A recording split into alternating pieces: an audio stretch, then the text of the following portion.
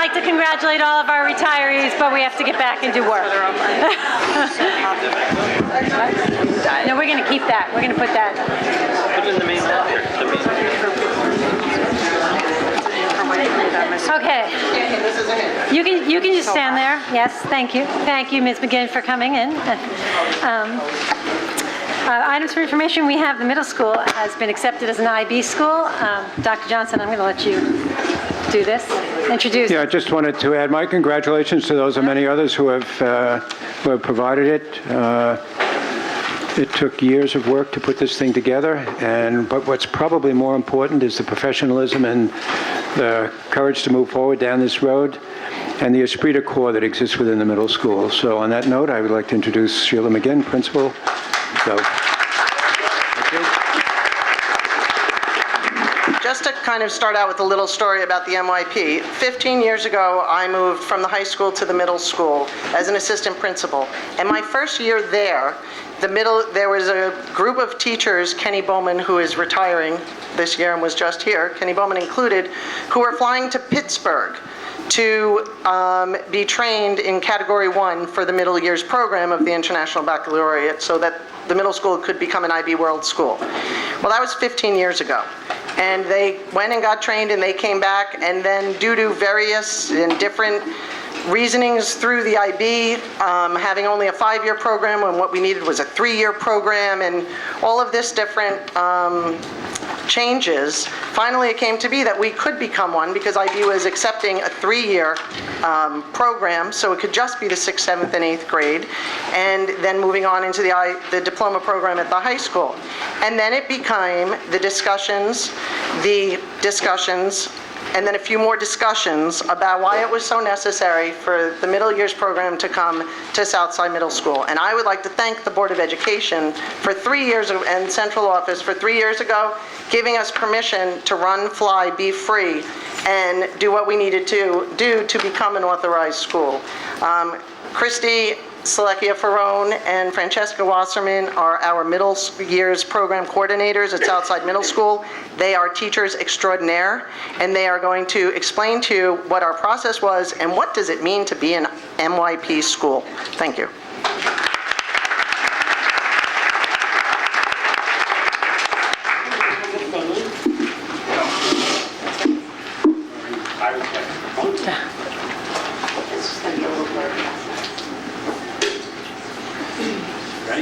Ready. It's just the board of ed. In case you weren't sure where you were. Yeah, use the microphone. Any others? There we go. So we'll start. Okay. So after 2 years of being a candidate school, Southside Middle School on April 28th was authorized as an IB World School offering the MYP. We had our verification visit a month before, and we were told in 3 months we would hear if we were authorized, and then a month later we were authorized. So we're very proud of that. I guess we had enough in place. So we wanted to give you a little information about what is an IB World School, because now that Rockwell Center and Southside Middle School has kind of joined the community of becoming of being one of these IB World Schools, we really feel that we feel like we've really embraced something that our district really cares about, that the IB really cares about, and now it's nice to kind of get the recognition for it. So the IB World Schools share a common philosophy, which is really about high quality, challenging curriculum on the international level. So here are some statistics about 140 countries being committed to the same philosophy as Southside Middle School. There we go. And some more as well. So there's over 4,000 IB schools worldwide. What's nice about knowing this is that it's really about how we are part of a larger community. So not only do we support the other schools, but they also support us as well. And it sort of opens up our students' horizons and our teachers' horizons for acquiring information, finding out new ways to take the curriculum that we're learning and learning what other schools are doing in other countries of the world, and learning how we can adapt all this information to a global community. This is very important to note that our program is a 3-year program, but also that is completely inclusive, all 3 grade levels, all subjects, all kids, 100% inclusive. All right, so what does MYP look like at Southside Middle School? This is one of the questions that we often get. When we know that the IB has existed through the diploma program at the high school for many years, but what does it look like in our building? What does it look like in the middle years program? So basically, the framework is a conceptual understanding where students are really taking the big ideas of the classroom. We're down the one side. That's okay.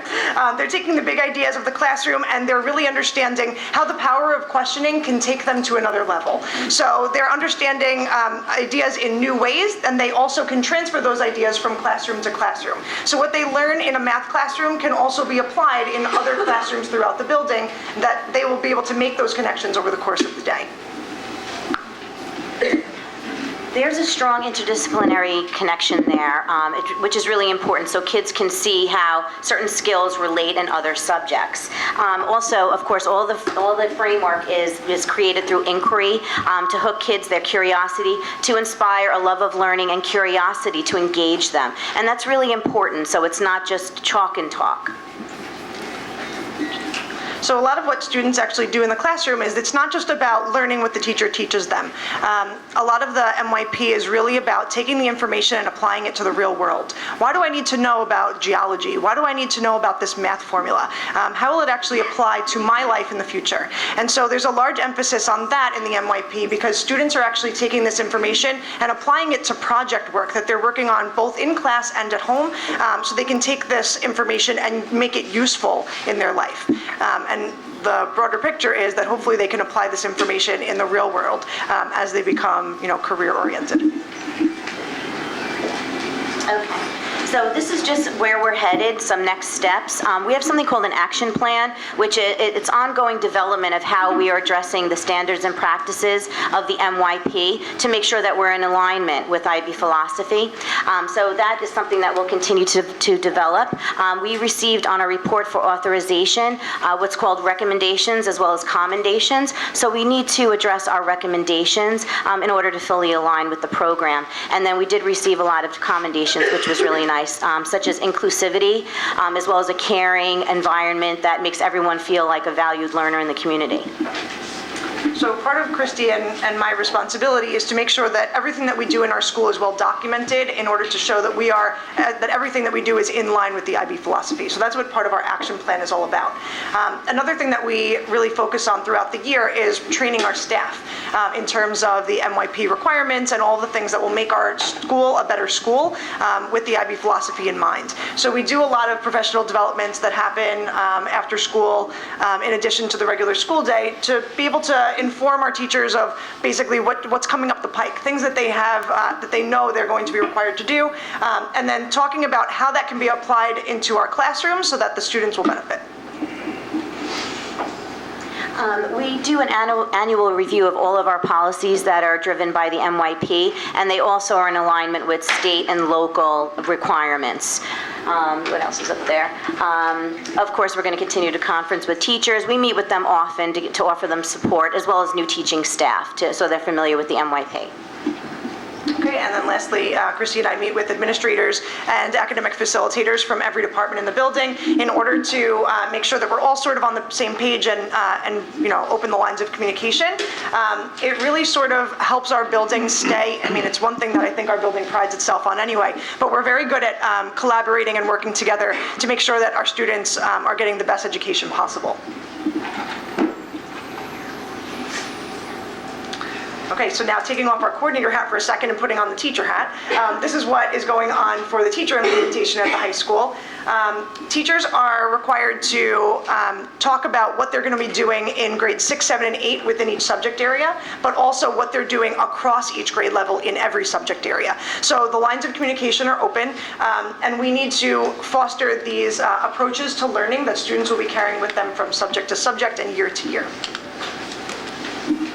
We we've started crafting some really amazing MYP units of inquiry that are subject-specific as well as interdisciplinary-driven, and we are going to continue to reflect upon them. As teachers teach these units, they need to look at them and say, did we really get the desired results? Did we really do what we wanted to do? And really look at it critically, and it's okay if it was a mess, and it's okay to start over. And that's part of the process, because what the MYP, what the framework is really asking for is a lot. It's asking for kids to really practice. It's asking for kids to think, to problem solve, to reflect on their learning, and that takes time. And the same thing when it comes to creating units of inquiry that are very valid and deep and meaningful. We need that time as well to craft really good units. So another thing that we've really been focusing on over the last few years is furthering interdisciplinary unit plans, which really means that 2 subjects or more can work together and devise some kind of a plan that students can take the knowledge from 2 different classes and put them together in a creative way that will further their understanding about both subjects. And then one last thing, we're focusing on a service learning component as well. Part of the IB philosophy is ownership over our planet as well as our common humanity. So taking it to that bigger level, and the power that we have within ourselves to look at areas of need and how we can service and how we can be a part of it and take responsibility and ownership of services action. So service learning is actually a component that takes place, it could take place in every single course. And a lot of times the teachers and the students will make connections between what they're currently learning and how they can help the world, how they can give back to the community. So there's always opportunities available to them, to students, to kind of go out and do something in order to help others. Okay, so this is the cycle for the MYP process. So authorization is sort of a bubble on its own, and then this is the cycle that we need to go through in order to make sure that we maintain our credentials as an IB World School. We're starting the refinement of the action plan, and the self-study process has already begun.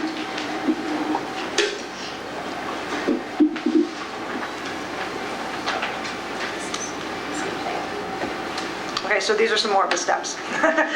Basically, the self-study is where the teachers, the administration, and Christy and myself, we will be working on evaluating ourselves, how well we fit into the philosophy of the MYP and all of the requirements. We reflect on all of the different things that we've done over several years, and we talk about ways that we can make ourselves better. We're starting to participate in something called Building Quality Curriculum, and that'll be a continued part of our journey, where we submit the units of inquiry through all subject areas, and we get official IB feedback on how to make them better and how to make them tighter, how to make them deeper. So that's what we're beginning. Literally, we started today. Okay. We just wanted to thank you all for our support.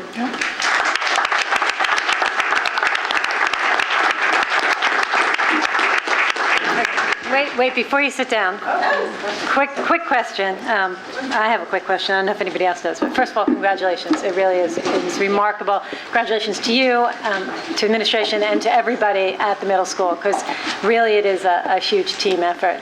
But a question for just, if I have an 8th grader today, and I had an 8th grader 6 years ago, how does my child today experience differ in the middle school than it did 6 years ago?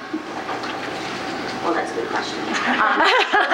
The teaching and learning, I think what's really happening is we're forced to, we work hard and we know our material, and teachers that have been teaching for years and so on, you're forced to look at that material and go, why am I teaching this? And really look at it like, okay, well, how is it relevant? And how am I going to hook these kids?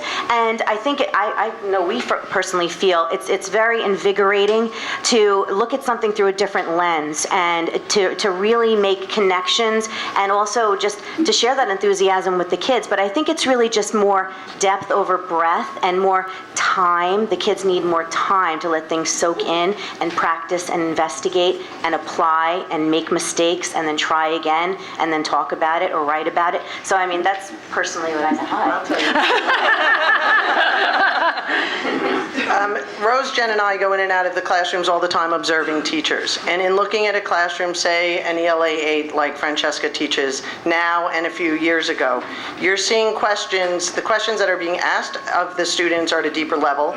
They're categorized into factual, conceptual, and debatable. The students are able to refer back to those questions, and those questions are about whatever they're reading, whether it's, I never say his name right, de Bergeron.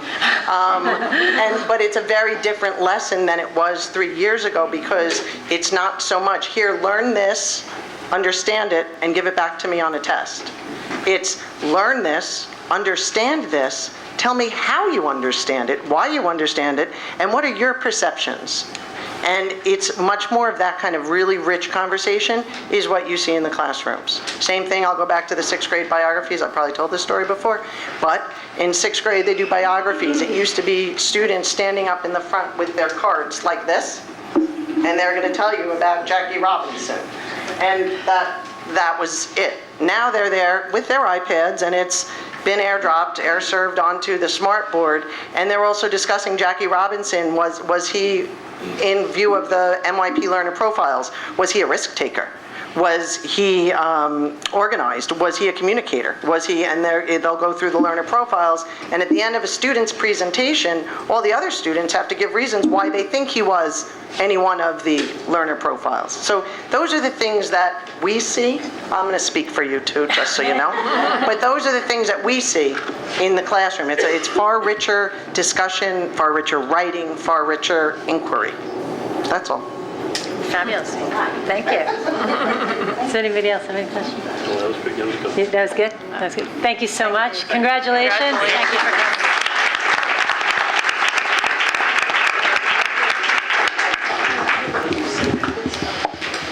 Okay, moving on, we have the items for discussion. We have an update on school improvement, and will you introduce? Yes. Okay. I just want to start out just giving a little update on where we are. In the South Addition for the high school, we're making obviously a lot of ongoing improvements. The brickwork is continuing. We've made a lot of great progress with that. We have windows which are in the classrooms. They've already been installed on the 2nd floor, and they're going in on the 1st floor this week. The 4 bathrooms, 2 boys, 2 girls bathrooms we have. The floor tiles are all in and grouted, and they've started on the wall tile. Ceiling grids and lights are in for the great majority of the rooms. And the casework installations are now actually in progress, so you can kind of see the rooms taking shape with the cabinetry and the desks and the different workstations that are there. So it's very exciting to see all that work progressing and kind of coming together.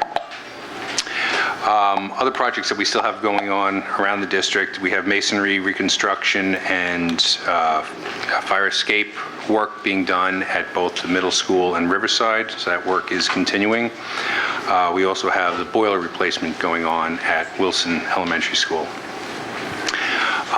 The last project I just wanted to talk about today is the Watson Field, and for that we've had some issues with that field, and I just wanted to bring in our architects, construction managers, and our environmental consultant just to kind of give us an update on where we are and where progression we're going to go, the plan to go forward with that. So with that, we have Fred Seba from BBS Architects, James Wojcik, Gary Gonzalez, and Francesco Borghese from Park East Consultants, the construction managers, and Glenn Neuschwender from EnviroScience. So I could have maybe Fred start off on.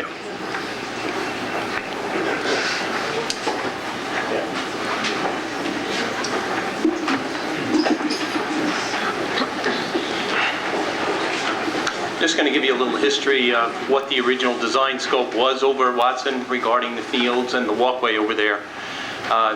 The only work that was originally slated was the installation of storm pools, because the old storm pools were located under where the new addition went. So we had to relocate those out into the field area.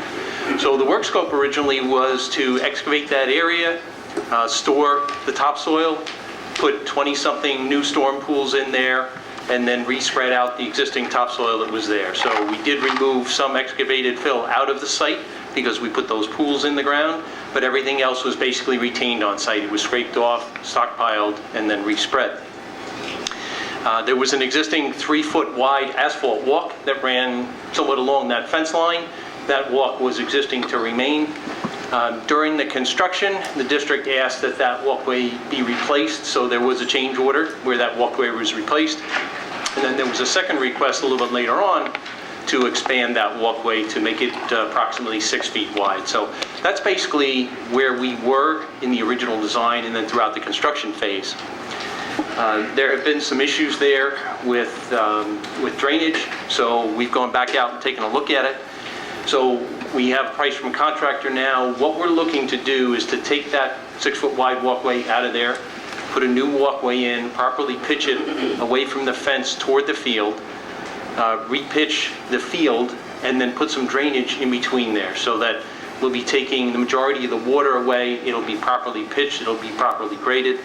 There's a tree stump there that's got to be removed, backfilled, and compacted properly. And then the contractor will go in, relocate there are a couple of sprinkler heads that need to be relocated, there are a couple that need to be raised. He'll go back in, he'll regrade everything, and reseed everything, and so then we'll be in good shape as far as the drainage goes. So that's the new work. At the same time, the contractor has to come back and do some additional work on that field. What he has agreed to do at no cost to the school district is to come back in. There are some low spots in that field. He's going to fill those back in. He is going to regrade the field, and then he is going to reseed that field. So he's going to, again, he has to raise a couple of sprinkler heads. As he regrades it, brings in a little bit of topsoil, spreads it around. But basically, at that point, that field will be made new. Again, I think, we talked about this prior to when the original field was done. You're going to need to allow that field to grow for 2 growing seasons. First growing season will be this fall. The second growing season will be next spring. So in order to properly germinate that field from seed, we're going to be asking to keep people off of that for approximately a year. So they can go on it either the summer or the fall of 2017. So that's kind of what was in the original scope and the proposed scope in order to make the repairs. What would the schedule be now as far as when that work would take place? Do we know approximately when it would and about how long it would take place? Yes, good evening. We will wait until the end of the school year, approximately June 27th, and the work itself will take about 2 weeks. And then again to come back in the fall and do some reseeding, and really that's the work schedule for that. Okay. There were also some issues with that some of the residents had brought to us with testing of the soils. In that we used the existing soils, there were some pieces of asphalt that were found in the soil. We went through that, rototilled the soil, removed any remaining pieces. Is there any reason to test the soils at this point? Given that you've used existing material on site and stockpiled it and then backfilled, generally the answer would be no. And so in addition to the reuse of that material, the installation of the additional topsoil on top to create the barrier above the material, there's no compulsion by any regulatory agency for you to test that material. As I understand it, one of the residents, I guess, has brought this matter to the attention of DEC, and I guess they'll pass judgment on their opinion of that as well. And yes, we'll wait to hear that. So. There was a complaint filed with the Department of Environmental Conservation in New York State. And so what happens now? They are investigating it, so they've asked us for some documentation about the work that was done. We'll be forwarding that to them, and then it will be up to them to determine what steps, if any, may need to be taken. So they'll determine if they need to come down to take a look at it, if they're going to require us to do any additional testing, and so forth. So, at this point, I think it's really in their hands. But I don't think, is there any, should we be concerned about any danger of the soils that are there now? Well, those soils have been there for decades, and the past use of the property doesn't lend itself to have a concern like an oil spill or a migration of contaminants from off-site onto your property. So at the current time, absent any real sampling data, there's no inclination to want to test, and the SED certainly does not ask school districts as part of the process to submit those types of tests. The soil we brought in for top dressing, how does that fit into this? Because that just this past time when we top dressed a month ago, That soil is not from site. So how did that get put on our soil? Yeah, How does so that relate to this? That soil, as I understand it, was certified as a topsoil material, and so there's a certification process involved in calling material that as opposed to a regular fill, if you will, and so that meets a higher standard, and there would normally be no reason to test that material. Is it standard when putting in wells, similar to the project that they did, to pull the soil out and then put back the same soil that was there? Oh, sure. So that's common typical, practice, yeah. common practice that goes on in construction. Absolutely.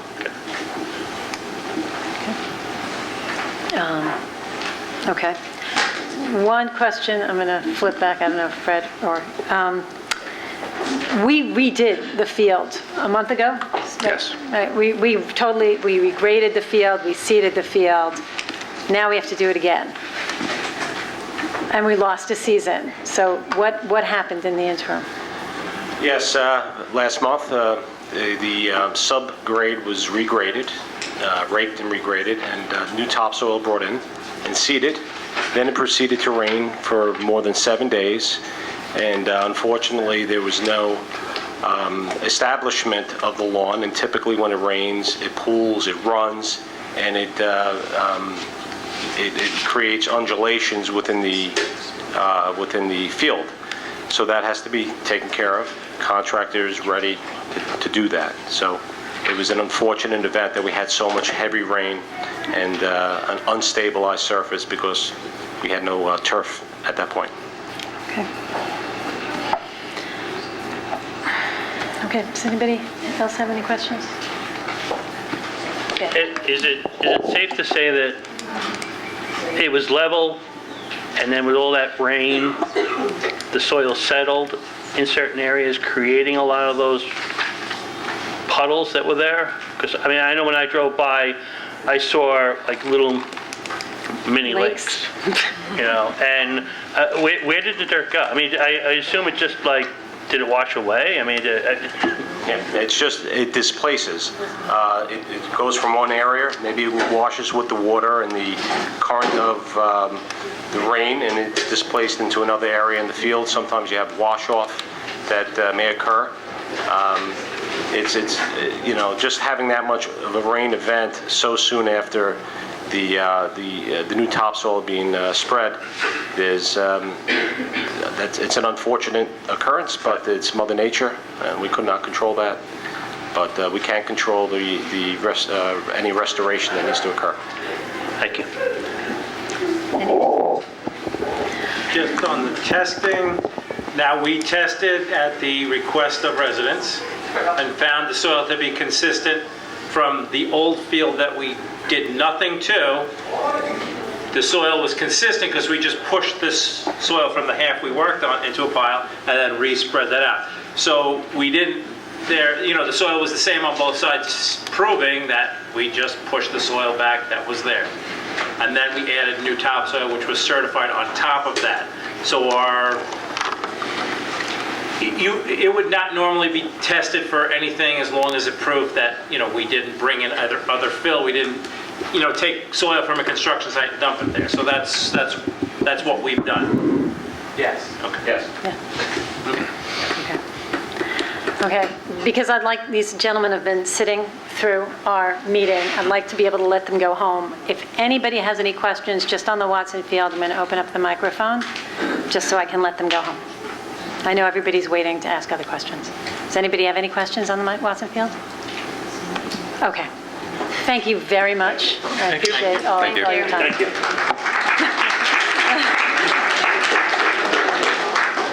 Okay. Thank you, John. Yeah, you too. You can go home too. Opportunity for Superintendent, Dr. Johnson. Yes, thank you very much. Just a couple of things I wanted to mention. One, last Friday, we had the Commissioner of Education, Mary Ellen Aaliyah, come to Rockville Center. Thanks to a team effort by this office and our Teachers Association. We worked to invite the commissioner to come down and speak with us about adaptive testing and the NWEA. And she came and she spent the better part of 2 hours with us here. First in the administration building, and then we went over to Wilson School where we had an opportunity to speak with her, with one of our teachers. And it really was a very enlightening discussion, and I think that she was most appreciative of the time that we were able to give her so that she could better understand both the NWEA and what an adaptive test is all about. In addition to that, she also wanted to hear from and find out about the IB for All program that we have here at Southside High School. So we had some representatives from the high school, John Murphy being one of them, come and talk to her about the program that we have here, in which all of our students are enrolled in IB English and IB Social Studies as juniors. We are unique. She knows that. We are certainly unique in New York State. And from every piece of information that we've had, we have some, I think, unique in the nation, and this possibility for students who go through Southside High School. She did this because she, in fact, had worked with the IB when she was down in Florida and was very interested in seeing how it could be applied here in New York State in a school, so she was very interested in participating in that discussion as well. And lastly, which gets me to probably the most important thing that she had an opportunity to see, some of our incredible students here at Southside High School, who are members of the core program and members of Center Stage, put on a brief presentation of calendar catastrophe for her. And for those of you who did not have an opportunity, I am somewhat saddened but invite you next year to come and visit Southside High School. We have 2 days each year when we, with our core program and with about 150 students who participate in Center Stage, put on an incredible musical presentation each year. My congratulations to our staff, and grateful thanks to our students, both those in the core program and our general ed students who participate in Center Stage. So it's an incredibly wonderful event, really energizing to see and to be a part of. And I know that the commissioner was very, very much impressed when she had an opportunity, even though she didn't see the whole thing, just to see a little bit of it. So that concludes my remarks. Thank you very much. Thank you. Opportunity for board members. Greg, you go first. Yeah, I know. Boom. Out of order. Okay. There you go. Congratulations to our retirees for all the years of service that they've given to us. I thank the community, the residents, everybody that came out to support the budget. Thank you very, very much. Congratulations to John, another 3 years on the board.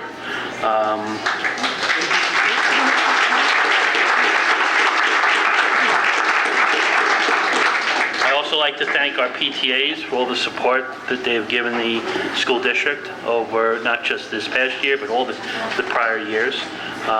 They're an amazing organization, and the support level that comes out of that organization is wonderful. Hope everybody has a wonderful and sunny Memorial Day weekend. Congratulations to the middle school on their acceptance to the IB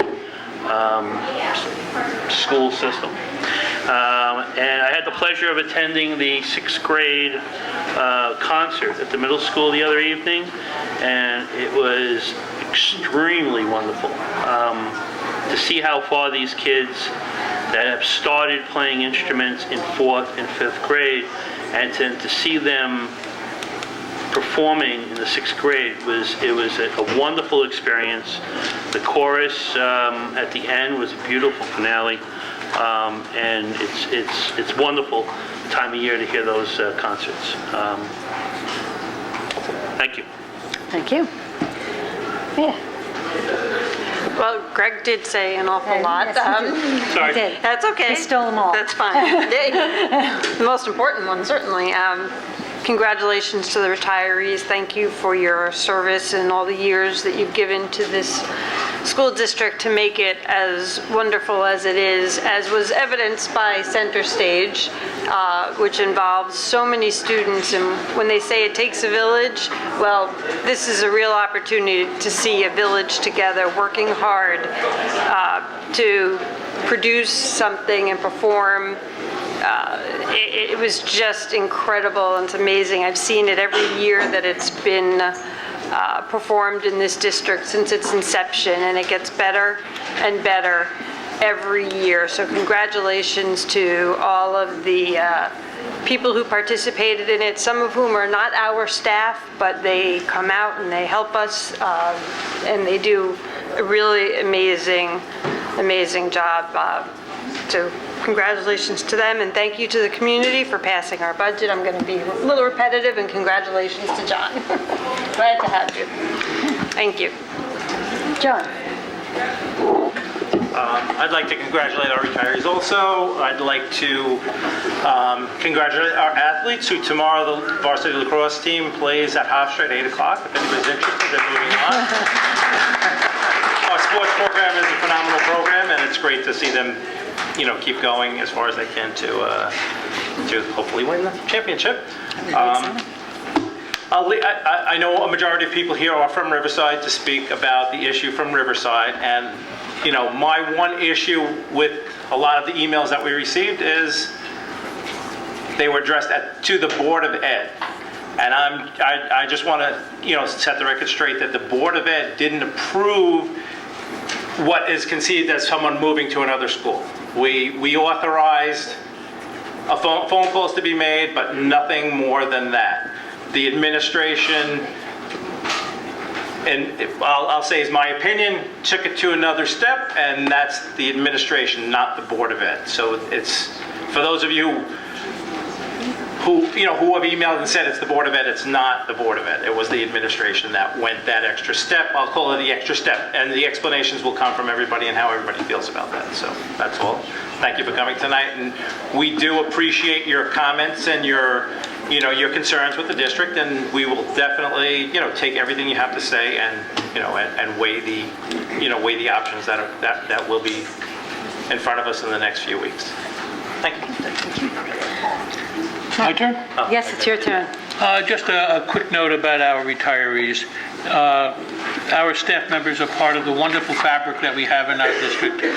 And even though they are leaving us and we have a hole in that fabric, it is an opportunity for us to integrate new staff members into those positions and we can continue to grow as a district with an excellent staff and moving forward in teaching our kids. And that's all I have to say. Liz, can I just say one thing? I'd just like to thank everybody who did cast a vote for me. I do appreciate your votes. Thank you. Okay. I'm just going to say ditto on all of what they said because I think they covered the gamut. So before I open the microphone, I want to thank everyone for coming. I do. Most of you know there was a PTA meeting at Riverside last week. John O'Shea, myself, and Dr. Leahy went to discuss the class balancing. I want to just give, because not everybody was there, I want to give a brief history of class balancing, and then I will open up the microphone. For those who don't know, 3 years ago, we had June or July, there was sections in 3 different buildings, 3 elementary buildings that had classes over 25. 25 is our trigger point where we start looking at whether we want to split or add TAs. 2 of those buildings had no room. There was no place for them to go. So we asked our administration and worked with our administration on options and on ways to deal with this. And we came up with the Class Balancing Act. Resolution. Class balancing says that any parent of a child who is in a section that is over 23 or 23 and over can choose to go to a class section with 19 or less.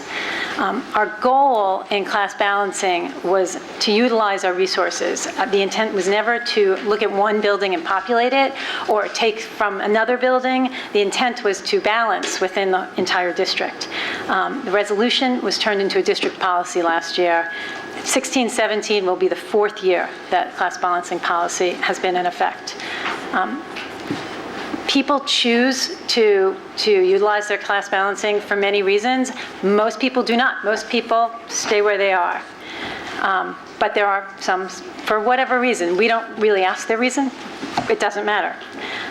This year, with incoming Riverside kindergarten being on that cusp of where you would break it, and Watson having a very small incoming class, we asked administration to reach out to residents of Avalon, not to limit to Avalon, but based on our experience with parents, parents choose to relocate due to proximity. And we wanted to get an idea, if given the opportunity, these parents would avail themselves of class balancing. At this point, we realize that the policy needs to be tweaked and that the dates are insufficient for planning.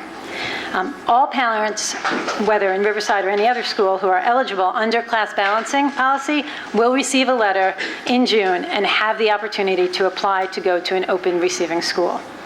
Summer months, as we all know, include a lot of movement. People come, people go, people move within the district. Final determination of class sections are made at our board walkthrough on August 30th. So nothing is set in stone. Nothing is done until then. With that, I'm going to open up the microphone. Please come, state your name and your address.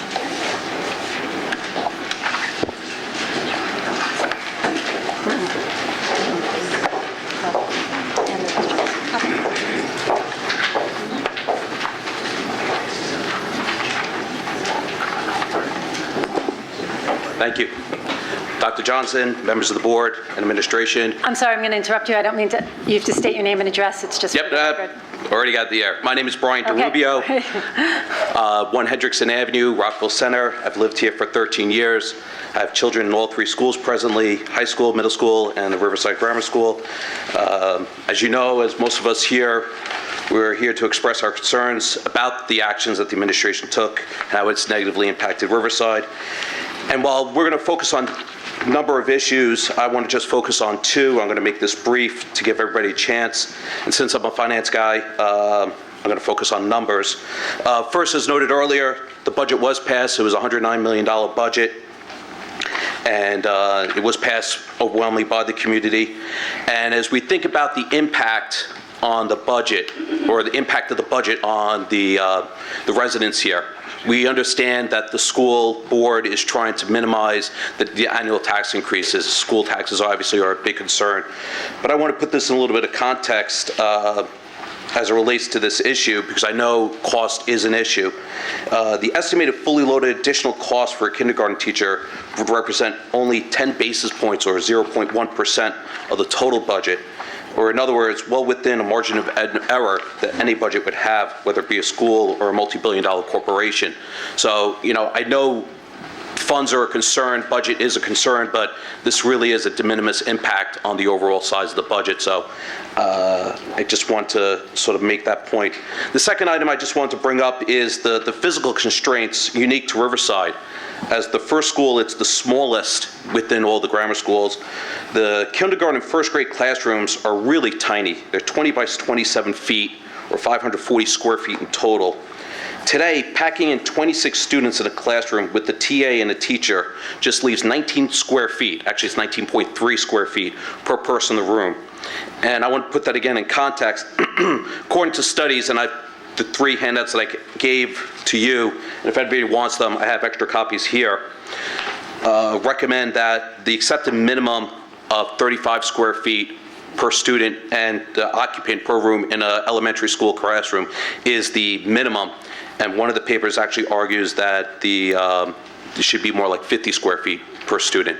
So obviously, I know 25 is the trigger point, but when you're packing that many kids into such a small space, it's not great. And the picture really speaks 1,000 words. That's 26 kids in a class with the TA and the teacher. The teacher doesn't even have a desk in her classroom.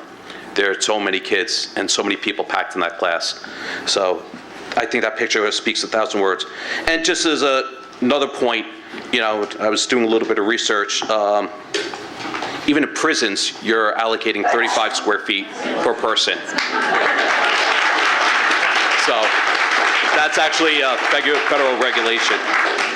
But, you know, I don't want you to just take my words on it. I'm more of a numbers guy. I actually want to hand it off to my friend and neighbor, Dr. Jali Cahalan, who's actually a child psychologist, and she's actually more well-versed in class sizes. So I yield to Jackie. Thank you. Hi, good evening. My name is Dr. Jacqueline Cahalan. I live at 87 Windsor Avenue in Rockville Center. I'm a licensed psychologist. I have a degree from Cornell in Human Development and Family Studies and my PhD in school psychology from NYU. I've worked for years in schools and hospitals with children and families, and I've been involved in a lot of research in the areas of education and child development. I also am currently on the board at St. Mark's Preschool, and I have an incoming kindergartner for Riverside School for next year. So I'm pretty familiar with a lot of the issues at hand. I'm going to focus mostly on talking specifically about class size. As it was explained by Ms. Dion last week and this evening, the class balancing policy was created as a means to alleviate overcrowding in classrooms within the district. It's a misapplication to utilize this policy in the current situation at Riverside because Riverside does not have an overcrowding problem. There are empty classrooms, and the school would welcome opportunities to increase the student body. Applying class balancing to convert two ideally sized classes into one oversized class is problematic and demonstrates that the district does not consider class size to be a priority. This is not just wrong, it's negligent. There is an abundance of research demonstrating significant short-term and long-term benefits for students who participate in classes of less than 20 versus larger classes, and the evidence is especially robust for the early grades. In fact, the Institute for Education Sciences, which is a branch of the U.S. Department of Education, lists the impact of reduced class size on student achievement as one of only a handful of educational interventions that has the type of solid, well-conducted research that they consider to be their gold standard. Research has consistently found that when classes are smaller, it allows students to receive more teacher attention, which makes students more engaged in learning activities. It gives teachers a greater ability to adapt to individual needs and allows them to provide more classroom enrichment. It also allows them to better monitor and manage student behavior. Numerous studies demonstrate several positive outcomes from that, including better grades and higher test scores in many areas, including reading and math. Attendance is better. There are fewer behavioral referrals. Teachers, students, and parents report greater satisfaction with school. Students demonstrate greater persistence, motivation, and self-esteem. Research shows that these benefits of smaller class size in the early grades persist. These students are less likely to drop out of school, do better on college entrance exams, and are more likely to go to college. Beyond that, long-term data shows that as adults, individuals who participated in these classes are significantly more likely to own a home, had higher lifetime earnings, and were in better health. Critics say that providing reasonably sized classes is too expensive, but cost-benefit analyses have shown that for every dollar invested in maintaining small class size yields $2 in returns. And this doesn't even account for additional costs of big classes, such as more referrals for special education services and increased grade retention. When you synthesize all the data and think about what the ultimate goal of schools are, which is to create a society of educated, productive, engaged citizens, the research clearly demonstrates that maintaining adequate class size is essential and should be made a consistent priority. People move to Rockville Center for the schools. I am an example of this. I'm a New York City transplant who moved to Rockville Center with my family 2 years ago. A number of factors figured into our decision to buy property here, but one of the biggest was the school system. During my time here, I see how much this community prides itself on its schools. However, there is really no way that Rockville Center should consider itself to be a gold standard school district if they make decisions guaranteed to be damaging to its students and don't prioritize something as vital to quality education as maintaining adequate class size. I implore you to reconsider the decision to cite class balancing policy as a justification for combining two appropriately sized kindergarten classes into one oversized, overcrowded class. A commitment to maintaining two classes is for the good of the students, the families, the schools, and Rockville Center as a whole. Thank you. Thank you.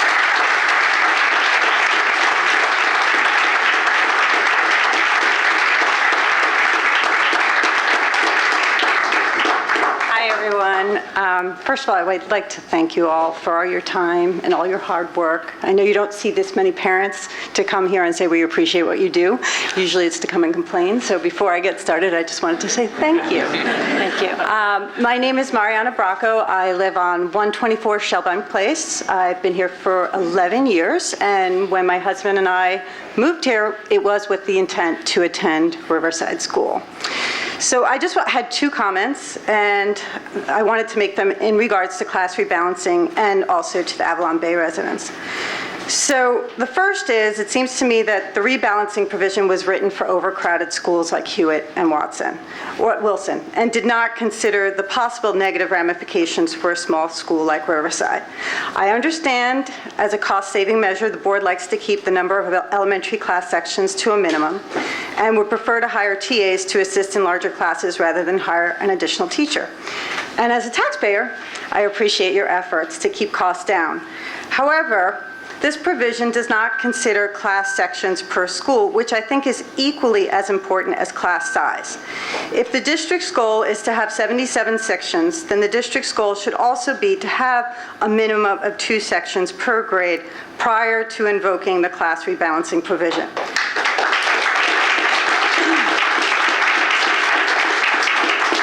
I make this recommendation from my own personal experience. My 4th grader has been at Riverside since kindergarten in a 2-section class, and her experience has been infinitely better than that of my 1st grader, who has been at Riverside for 2 years in a 26-person class, and next year, I understand, will be 27. This class includes 18 boys. I like boys, but 18 of them for 6 consecutive years. It's just not a good quality of socialization or education. My second comment is in regards to Avalon Bay and the history of Riverside School. Riverside has always been a target to become something other than what it is. There's been discussions about it becoming a teacher center, a kindergarten center, some sort of modified Princeton plan school. So in order to keep our community school a community school and to keep our enrollment numbers robust, we negotiated to have Avalon Bay zoned for Riverside. This was purposely negotiated so that Riverside could continue as a vibrant elementary school. However, now with this preemptive decision, and I know it's not final, to siphon off Riverside students to Watson, we can only wonder if you purposely want to keep those enrollment numbers down at Riverside. If Riverside had 2 classes for kindergarten and students were siphoned off to Watson due to overcrowding, then honestly, I would have less of an issue. But in this situation, parents did not make the request. They were, for lack of a better word, poached. So to purposely and preemptively, I feel like I should go into stand-up comedy.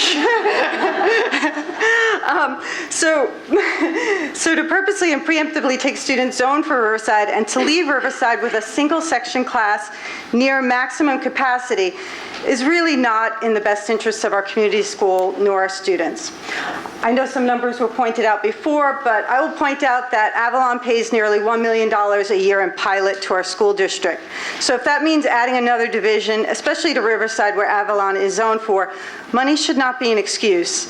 The cost of adding 2 teachers for both the incoming kindergarten and the 2nd grade class to Riverside represents 0.2% of the $109 million budget we just passed. I'm going to repeat that, 0.2%, including salary and benefits. It's like ordering a Diet Coke with your 5-course meal because you want to cut back on calories. Or perhaps a better comparison, it's like selling the Morris Avenue School for $319,000 and then spending $2.5 million for an addition to Watson. With the construction of the 2nd phase of Avalon Bay and the Wall Street Journal and our mayor touting Rockville Center as being the new urban suburb, our board should be committed to ensuring that Riverside continues to be a relevant and vibrant elementary school. So I ask the board and our administrators to reconsider your actions, reconsider the rebalancing class provision in the context of single class sections. When you consider how to divide the 77 sections within our elementary schools to prevent overcrowding, I ask that you first ensure that every elementary school has a minimum 2 sections per grade, and if not, that school should be a receiver of students and not a provider. And again, I want to thank you for all your hard work. We really do appreciate it, and we really would love to keep the dialogue open. Okay, thank you. Before the next speaker, I'm just going to say one thing. I'm going to say, for the most part, we're going to listen tonight, and then we're going to think about what you say. I am going to correct you if you make a mistake. Okay, so I don't know where it got out there. Avalon Bay pays us a pilot of $369,000 a year. Okay, yes. So it doesn't really make a difference, except I just want to correct a mistake. And we have no commitment for 77 sections. That's not some magic number for us. Okay, so so other than that, please. Yes, please. Good evening, Dr. Johnson. Good evening, board members. Thank you for the opportunity to speak with you all. My name is Andrew Tobman. I live at 83 South Village. I'm new to the Rockville Center community here for just over 3 years. I would start out with a compliment saying my daughter presently is at Riverside. She absolutely adores the school. We're proud Riverside parents, which is why what has occurred and what we have found out occurred essentially in secrecy is so disturbing. I would say, and what was discussed at length last week, is we learned through third and fourth sources that students have already committed to be enrolled in Watson in the kindergarten class in the fall. That being said, it was described upon phone calls to the Board of Ed to me in a direct conversation as part of the balancing or rebalancing program. What was described by Ms. Dion was that the genesis is secondary to there being no physical room in a building and using that as a mechanism to reduce class size. It seems to me what is being applied, however, is a perversion of that exact policy.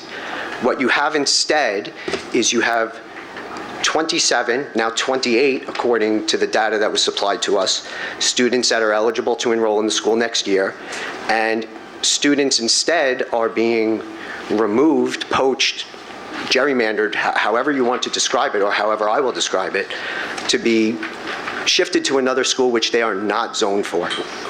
So instead, what we are looking at then is 28 students where in secrecy, and what was described again this evening was rather than what actually was the application, it was a feeling out process. And with all due respect, it is not believable. I think it is disingenuous to call it that when you have 3 students that are presently enrolled at Watson as of today. So to say that it was a feeling out process would mean that if you were then to go back to those families and discuss with them that it didn't materialize, it's not in the best interest of the families, it's not in the best interest of the students, and we're sorry, but you now need to go to your zone school, it shouldn't be problematic whatsoever.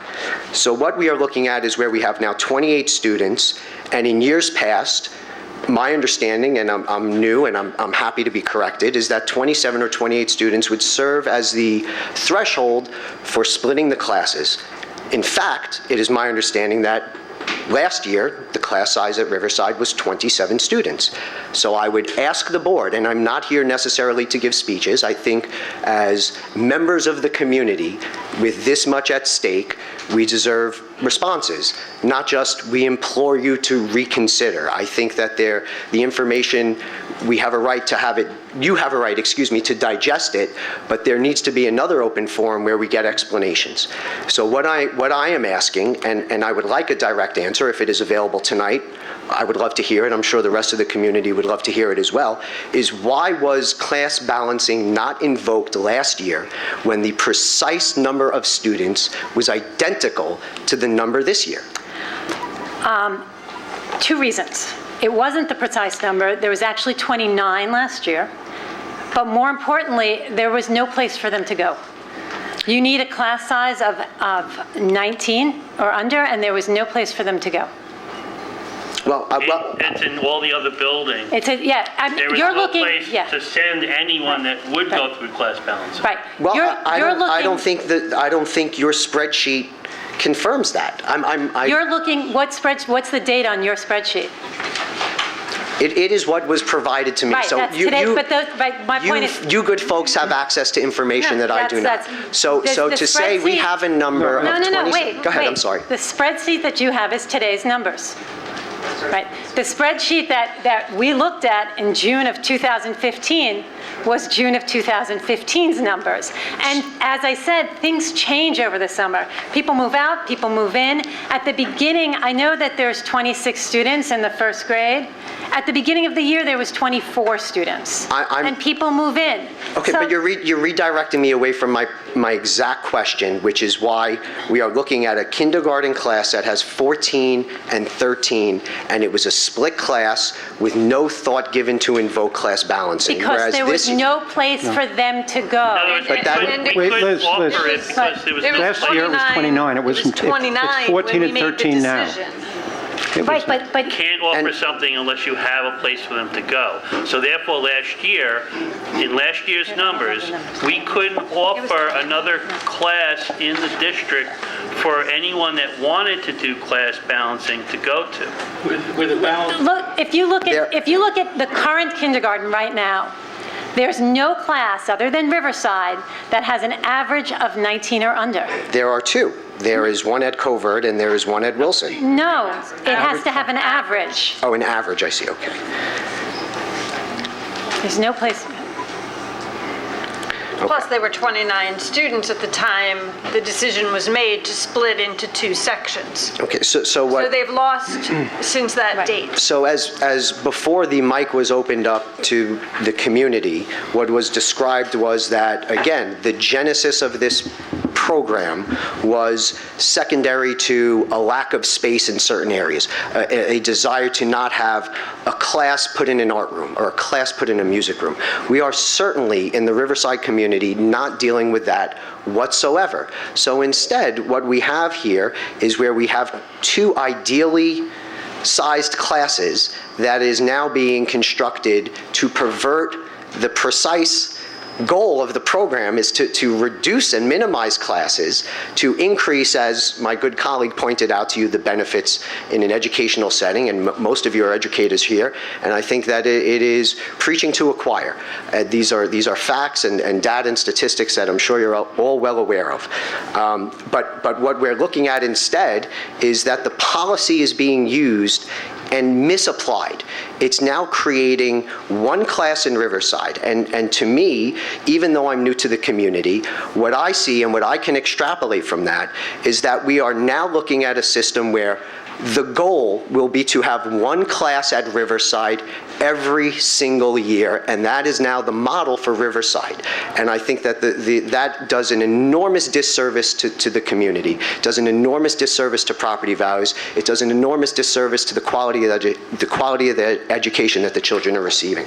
So what I would also ask is, and I think we deserve an answer to this question as well, is why it was invoked and how this materialized in the form of secret conversations to folks at the Avalon, where we are really hearing very different stories. In all fairness, we deserve, I think, a straightforward answer, where the principal at Riverside was completely left in the dark as to this process.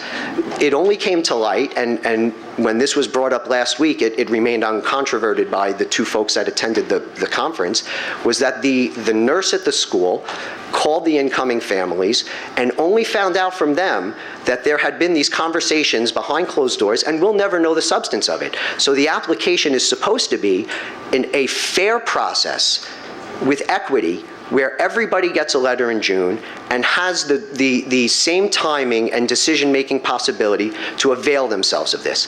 That is not what happened here whatsoever. It seems that if there was a budgetary concern and the board members and administration went to these families and said, look, geographically they're closer, let's ship them off to Watson. Who knows the substance of that conversation? Who knows what was communicated to them to either compel them, to persuade them? We just don't know. And it is not unfair for us to think that, because it all occurred in secret.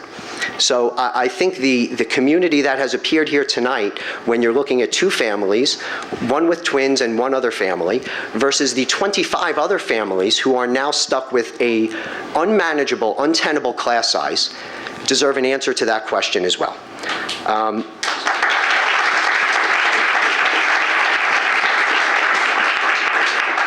As I said, and I don't know, Dr. Leahy, you are the one who made the phone calls? I would be very happy to tell you the content of the conversation. And I just want to preface it by saying that in the course of the school year prior to final decisions on staffing, I do a lot of research for the Board of Education. This was really not that out of the ordinary of what I typically do. I'm sorry. They include. Can you expand what the research? Sure. What I typically do is I call St. Agnes and speak to Sister Kathy, and I get her registration list so I can see who's dually enrolled in St. Agnes in our schools, not just kindergarten but the upper grades too, and that gives us an idea. Then I call the parents that are dually enrolled and I ask them, where are you leaning? So I get a sense of, and they say, oh, it's St. Agnes or Hewitt or wherever they're dually enrolled. So that gives us some data. I call real estate agents to ask about recent sales and whether or not they have children moving into the schools that haven't registered yet. The third source is preschool directors. Chris and I work very closely with the preschool directors. We do training with them all year. We offer presentations on kindergarten readiness skills, and we stay very close to them. They are very helpful to us in kind of beating the bushes to make sure all of the preschoolers are registered. So all that to say that we do a lot of research and trying to make sure our numbers are pretty accurate. This was sort of along those lines. We wondered if, because of this kind of relatively large group of families from one address, which happens to be proximate to another elementary school, what their leanings might be when they are given the opportunity to avail themselves of class balancing. So here's pretty much how it went. There are 5 families, which represented 6 children. One family had twins, as you correctly stated. I called the families and I said, first gave a little bit of history of the balancing, told them that the Board of Education has a policy called class balancing policy, and what it does is it allows a family, allows parents of children that are going to be in a class size greater than 23 to avail themselves of another elementary school with a class size is 19 or less. And there's just specific schools that meet those criteria. They're going to be invited to do that in June. Do you think you would be interested in that? Period. 3 families said. Can I just ask a question? If there's zone for Riverside, Babylon is zone for Riverside, why would you be making that phone call to these parents? Okay, we're going to have to keep questions at the microphone. Right. No, I'll explain it though. The 6 families, all of you are zoned for Riverside, but it just was this kind of unique situation we found ourselves in with a group of families that are located very close to another elementary school. We really truly wanted to get an idea. We just wanted to get an idea of their interest. So anyway, 3 of the families said, no, thank you. Don't you see a problem with that, though, Dr. Leahy? Don't you see a problem? I'm sorry. I understand, but... I'm sorry. Can you let her finish? Yeah. So I'm almost done. So the 3 families, as I said not interested. 2 had older children in the school. They're very happy there. One said, we're going to be moving in a year. I'm not interested. And so I said, thank you for your time, and I hung up the phone. One of the families had written a letter several months prior asking for a zoning exemption, so I pretty much knew what they were going to say. And they said yes, they were interested. And the final family was given the same information, and they said, well, what's the difference in the schools? And I said, look, I'm not comfortable talking about that. That's something you have to research yourself. All our schools are wonderful. And she asked a question about what would happen. Did that mean Riverside was going to have 1 section or 2? I said, well, that's not determined. It's not determined until the board walkthrough. There is a very good possibility more kids will come in the summer and the class will split, and there'll actually be smaller classes than Watson. But all I can tell you was what I know right now. What I know right now is that Watson has 2 classes that'll be about 16 or 17 in each. And she said, thank you. I'm not sure. and she went off to do her own research, and that research including visiting Watson and speaking to the principal. About 2 days later, the principal of Watson called me and said, this family is also interested in going to Watson.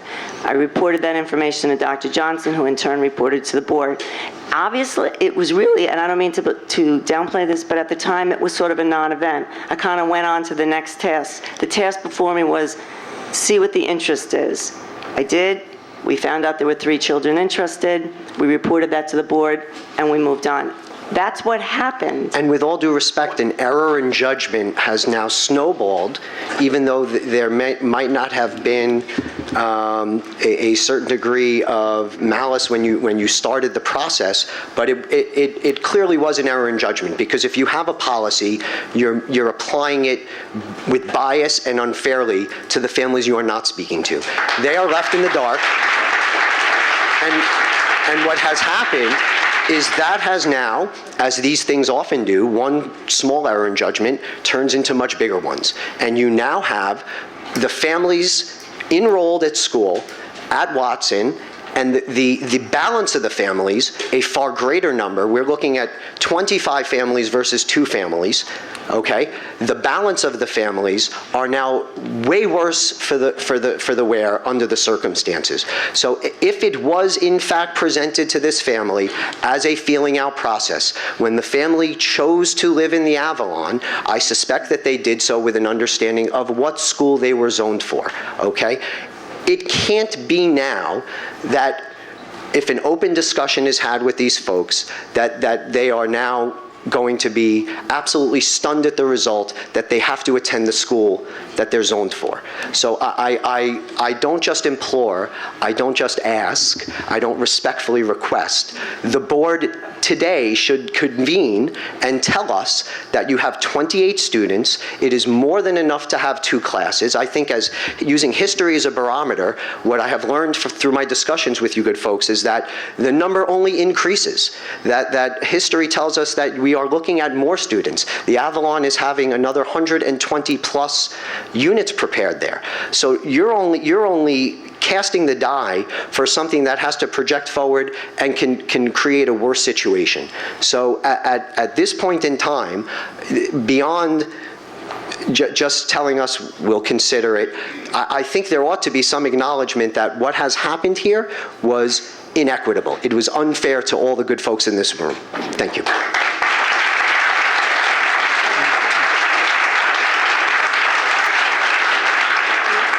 Could I just want to make a comment. Look, I'll take responsibility for that and say that maybe it was an error in judgment. At this point, I think the intent was just to wrap our minds around what in fact was the end of a thorough investigation on the part of Dr. Leahy into who was going to be attending where for next year. In the month of May, we spend time looking at the policy, and in fact, what we were doing was getting ready for June and the letters that we would be sending out in June. The discovery that we made was that at Watson School, for the rather unique situation that we had 2 classes that could be receiving classes. Last year, as a matter of fact, for whatever it may be worth to you, I know some of you had mentioned that Riverside should be a receiving school. Last year it was. We did in fact write letters to others, but in fact nobody took advantage of that and chose to attend Riverside School. So this happens every year at this time. It doesn't change the issue, and the intent is not spatially related. It really is to balance class sizes across the school district.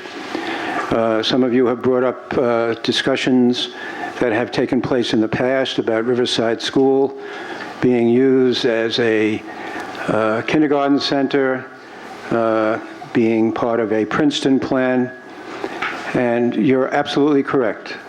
We have always gone back eventually to the neighborhood school system. It has, for whatever the reason, and I've been here in this job for 30 years, We have, in fact, approached this issue at least half a dozen times during the time that I have been superintendent. And each time, we return to the neighborhood school concept.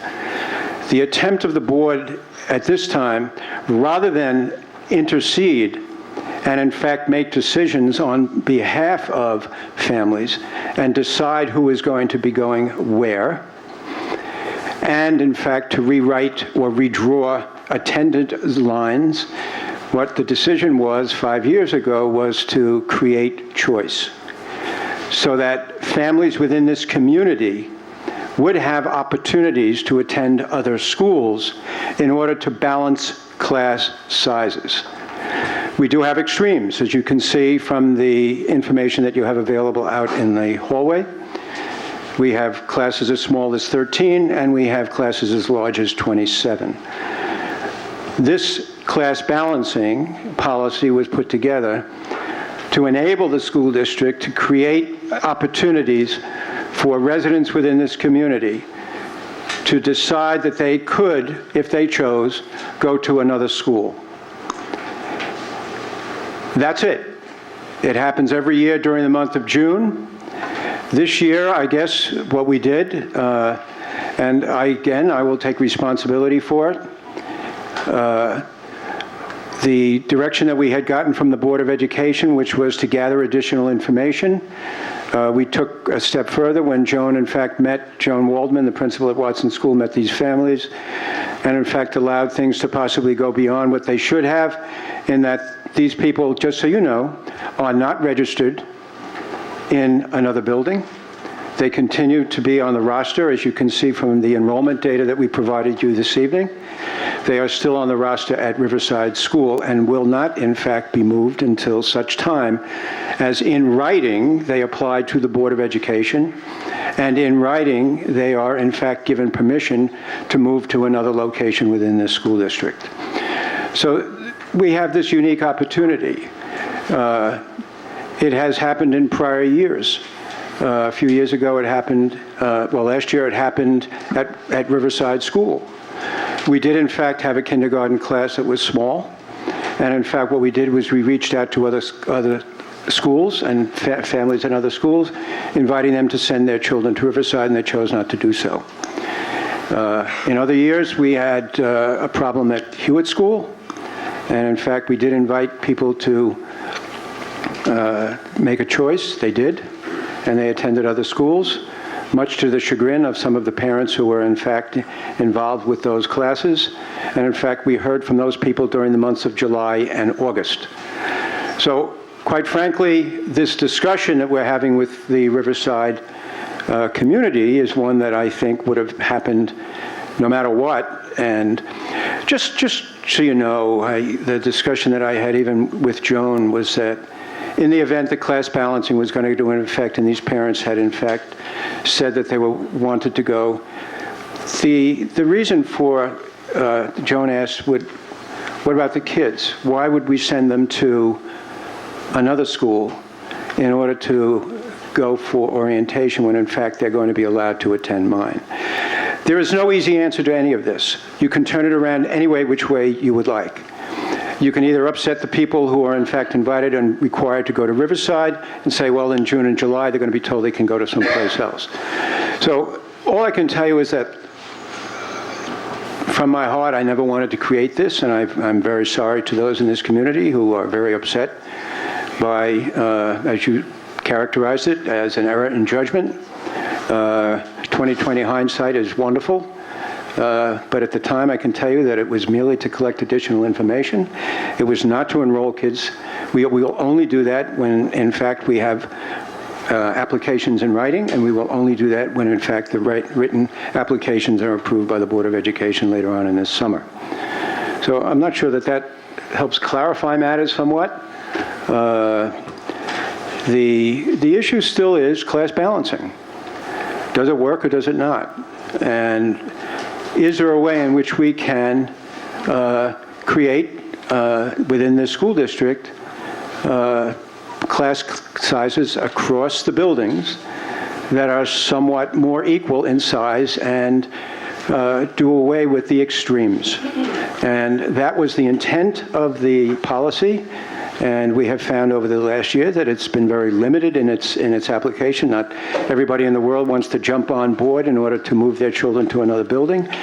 But again, we've had probably over the past 4 years that it's been in place, a dozen to 15 families who have made the decision to go elsewhere within the community. And they recognize the equality of value that we have in every single one of our buildings. Every single one of our schools provides an incredibly quality education. Every one of them is unique. They are very, very different. I remember when, a few years ago, in fact, when we did the last time contemplate looking at what we call a modified neighborhood plan, we looked at not closing Riverside, by the way, but closing Watson School. And our current president of the Board of Education is on the board because of that. So that was not a very popular thing to do, but it was one that a group of parents within this community really pushed on the board, the then Board of Education, to in fact examine it. And I think the answer came out very clearly. We love our neighborhood schools. We do not want to see the lines drawn. We want our children to go to the schools where they are zoned. So we honor that, but at the same time, we also have to try to figure out how we can balance class size across the school district. And that's where the policy came from. And to the extent that I can, I mean, I don't know if there's anything that I need to add. Noreen, I think... No. The microphone is still open, so. Hi, Janet Gruner. I live at 84 Windsor Avenue. I have a second grader currently in Riverside and a kindergartner and a 1.5-year-old who will be attending there in the next couple of years. I just feel like I need to go on record and saying I do appreciate you apologizing for the way things played themselves out and for giving a little context and explaining a little bit further. I'm curious as to why those explanations were not provided at the PTA meeting last week where things were getting quite heated and it didn't seem like there was any understanding of where we were coming from as a parent community. I also, speaking only for myself, but I do feel like a degree of trust was broken in the way that all of this has gone down, whether you intended to or not. Families at Riverside feel as if they were kept in the dark, the principal was kept in the dark, and, you know, unfortunately, we feel that there was a lack of trust now for the future as to what's going to happen to Riverside. My only question for you tonight is looking at the numbers for all of the incoming kindergarten classes. It seems like they're all hovering in the 20-something range, except for Watson where it's being split. So I'm just curious if you have a plan for providing other smaller classes, if it's not at Riverside. I mean, you could do 4 classes at Hewitt and provide smaller classes, and has that been a consideration? Are you expecting families to consider that as an option? I personally moved to Riverside Zone because I like Riverside and I wanted my kids to go to Riverside, but I know that that's not everybody's feeling. So it seems like across the board, we have large kindergarten numbers for the incoming class, and I'm just curious if there's any other class balancing going on besides what transpired at Watson. I think right now we'll be sending out packets to letters to Covert, because Covert's at 51, so they're right on that cusp also. I believe, I know, Dr. Lee, I don't know about the 4 packets at Hewitt. If they are true, if that's an 81, then would we... They're real packets. They're real packets? As far as we can tell. So that's a class of 20. 81. So then we would split what? We would split that. We would split that. So and they wouldn't be a receiving or a sending school. Watson's 2 classes and Wilson looks like 3. I lost her. Michael Mohol, 115 Lincoln Avenue. currently have our daughter Olivia is in second grade at Riverside. Our oldest son, who's a sophomore at a school in the city, actually looked at transferring here to Southside, and Mrs. Levy met with him, and she could not have been more terrific, and this is a great school as well. And I'd like to compliment many of the parents that are here tonight because they have paid you compliments. They have said, you know, while there might be some angst here, and there's obviously some division, it's nothing that we're not going to work out. And while, you know, I had a chance to meet with some of the teachers and the principal, I praise them. I mean, they do a great job, and education, it's a compliment to all of you that the educational system in Rockville Center is considered the bedrock of the best of this community. And that's why many of us are here tonight. It's out of concern. So, you know, the tone aside, I get the feeling based on just even the initial meeting last week that there was an open door, there was consideration for possibly figuring out how to go back and make this a more optimal situation. Assistant Superintendent Lay, I know you were paraphrasing your conversation, and I'm confident that this was probably, as you know, a normal process, a standard operating procedure that you do that we're not aware of all the time. But, you know, just in listening to you describe it, I imagine if I was a parent that moved to Rockville Center and I heard you speaking to me on the phone and you said, well, you know, there's one class and it's 16 kids in a class, and there's another school, well, we might have 26 or 27.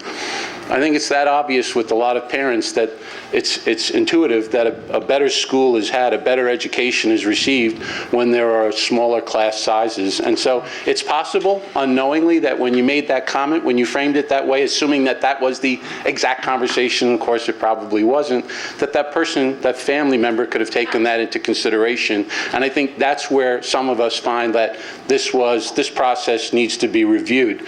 The one thing in listening to the back and forth that dawned on me was that when Avalon Bay was approved by the village, with the mayor, with the support of the people, with Town of Hempstead officials, and opened in 2012, the school was, Riverside was zoned for Avalon Bay.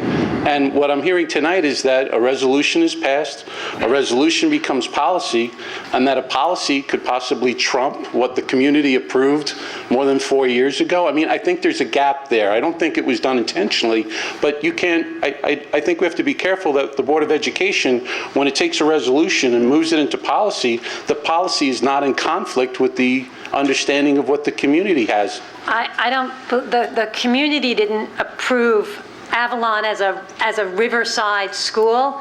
Dr. Johnson recommended it, and I think we placed it. That process is an interesting one, and I think really probably should be a little bit better understood. We worked very closely with Avalon when they first came here. The big debate at the time was how many kids were going to be living in there. There was some speculation that it was going to be somewhere over 80. Some said 140 some odd. We always thought that it was probably going to be somewhere in the vicinity of 20 to 50 kids. District-wide. My understanding is that there's 349 units in Avalon Bay that opened, and there's currently 19 kids in our public school system. There's 25. 25. There's 25, okay. And then 2 kids that we send out to private schools. Okay, and obviously 2017, there's another 165 units set to open. Yeah, I think so. And unlike the units that opened in 2012 that are studios, 1-bedrooms, and 2-bedrooms. These are bigger. These are going to be bigger. A majority of those are going to be 3-bedrooms and 2-bedrooms, which will allow more families to come into the community and anticipate. Obviously, it's easy to anticipate that you will get more kids on a percentage basis than what you would get. Right, it would be easy to forecast that, assuming that that's correct. So I think. Although I have to say, the Avalon builders argued that wouldn't be the case. Right. Well, that's quite possible. We did a study when Avalon was under consideration, and I think one of the things that was thrown into the dispute was that ours was one of the few studies that really took rent into consideration and income and one of the things the inverse relationship between the rent that people pay and the numbers of kids. Mm-hmm. So that the higher the rent, the fewer the kids.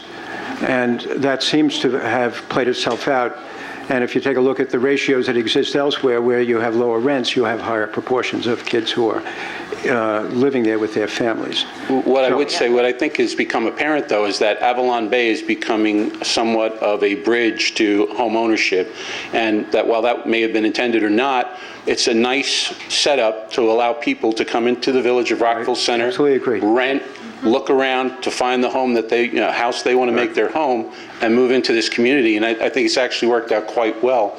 I think the question becomes, though, is that you can't ask the parents of Riverside school children to not complain or to not criticize or not to speak out tonight, because, listen, we love the school. I mean, and for me, I've been a resident of Rockville Center now for 10 years.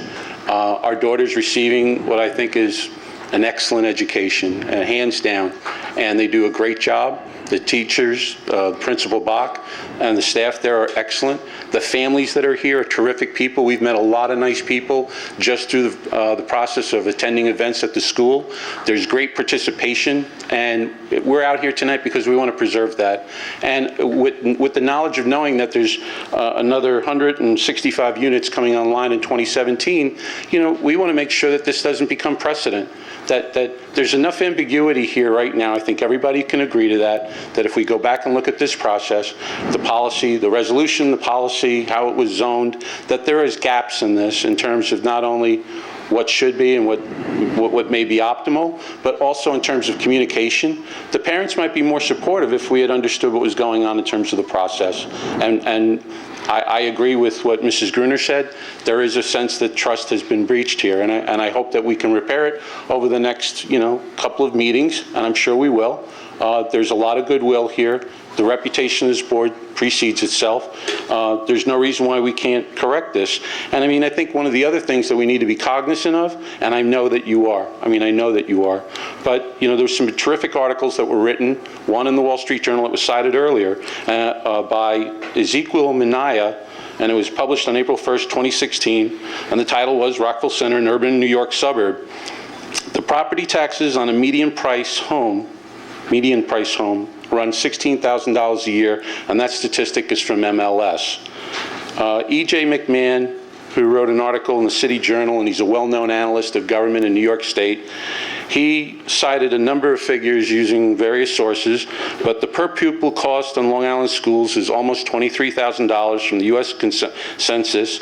The national average is $10,700. The median homeowner property tax in Nassau County is $92.89. So many of the residents in Rockville Center, we know that we're investing in education first. Our property taxes, we know, are 2/3 or 60% of the overall bill is for education. And so we're here, we're partners of yours, and we want to support the school system. We don't want to see Riverside slighted, whether it was unintentional or not. We happen to think it's the crown jewel. Whether it is or not, we do, and we believe that. We just want to maintain that. I have a 4-year-old who will be in the class, hopefully, of 2017, in September of 2017. You should not confuse physical virility with mental virility. That said, it's a great school, and I'm looking to be there, obviously, for another couple of more years beyond just Olivia. And I want to thank the other parents that spoke out tonight. We're deeply concerned. We're willing to partner with you, but there has to be a better way in terms of going back and reviewing this policy. And if the situation stands as it is, that may be palatable as long as there are safeguards put in that this cannot happen again. We cannot have it happen at the expense of our school. Could I just, first of all, thank you very much. The tone was terrific, and I really can appreciate what you said. Just a word about Avalon Bay and the relationship that we've had with them over the years. And over the past week or so, I'd heard that Avalon Bay, that we originally were going to place it in Riverside. That was not the case. When we first looked at Avalon Bay, we really looked at putting it in either Watson School or Hewitt. The reason being is that we didn't feel that those kids who would probably be walkers would in fact be, we thought they were going to have to walk to Riverside as well. And it wasn't until after we found out and seen the drawings that we figured out that we could find a point in the driveway on Avalon Bay that was 0.8 of a mile, and therefore we could provide transportation. So we backed into that, so that the decision that initially was made was really had to do with taking a look at Watson School. The other reason why Watson and Hewitt, they are what we call on-the-cusp schools.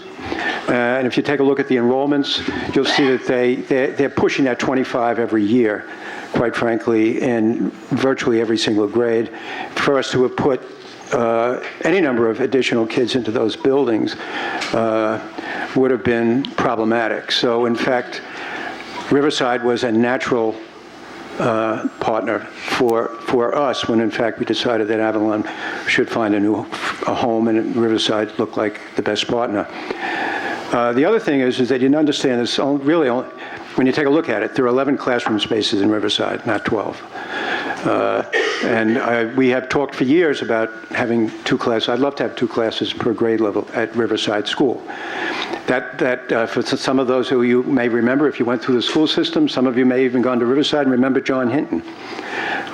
Those discussions, when he was principal there, took place in this very room about, in fact, the problems that we have with a singleton, which is a single class.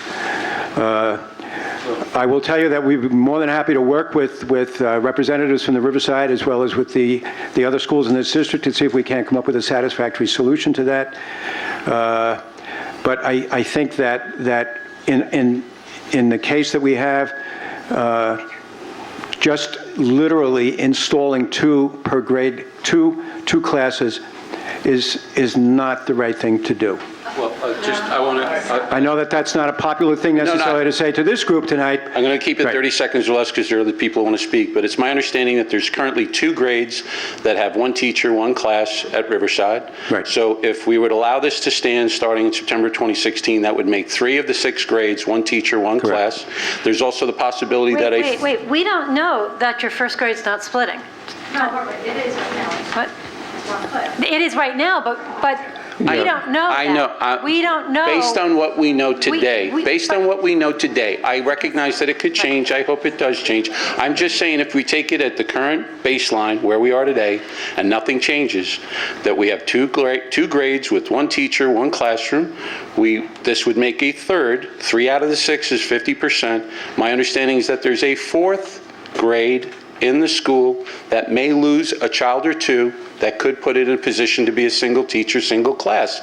And therein lies another concern of ours, which is we're seeing a trend that we are deeply concerned about. And just again, one more point. I agree there's going to be more demand for public schools. There's going to be more demand for Rockville Center, all right? And that's based on the fact that we've already seen the Diocese of Rockville Center close 6 Catholic grammar schools a year ago in response to the fact of a difficult economy.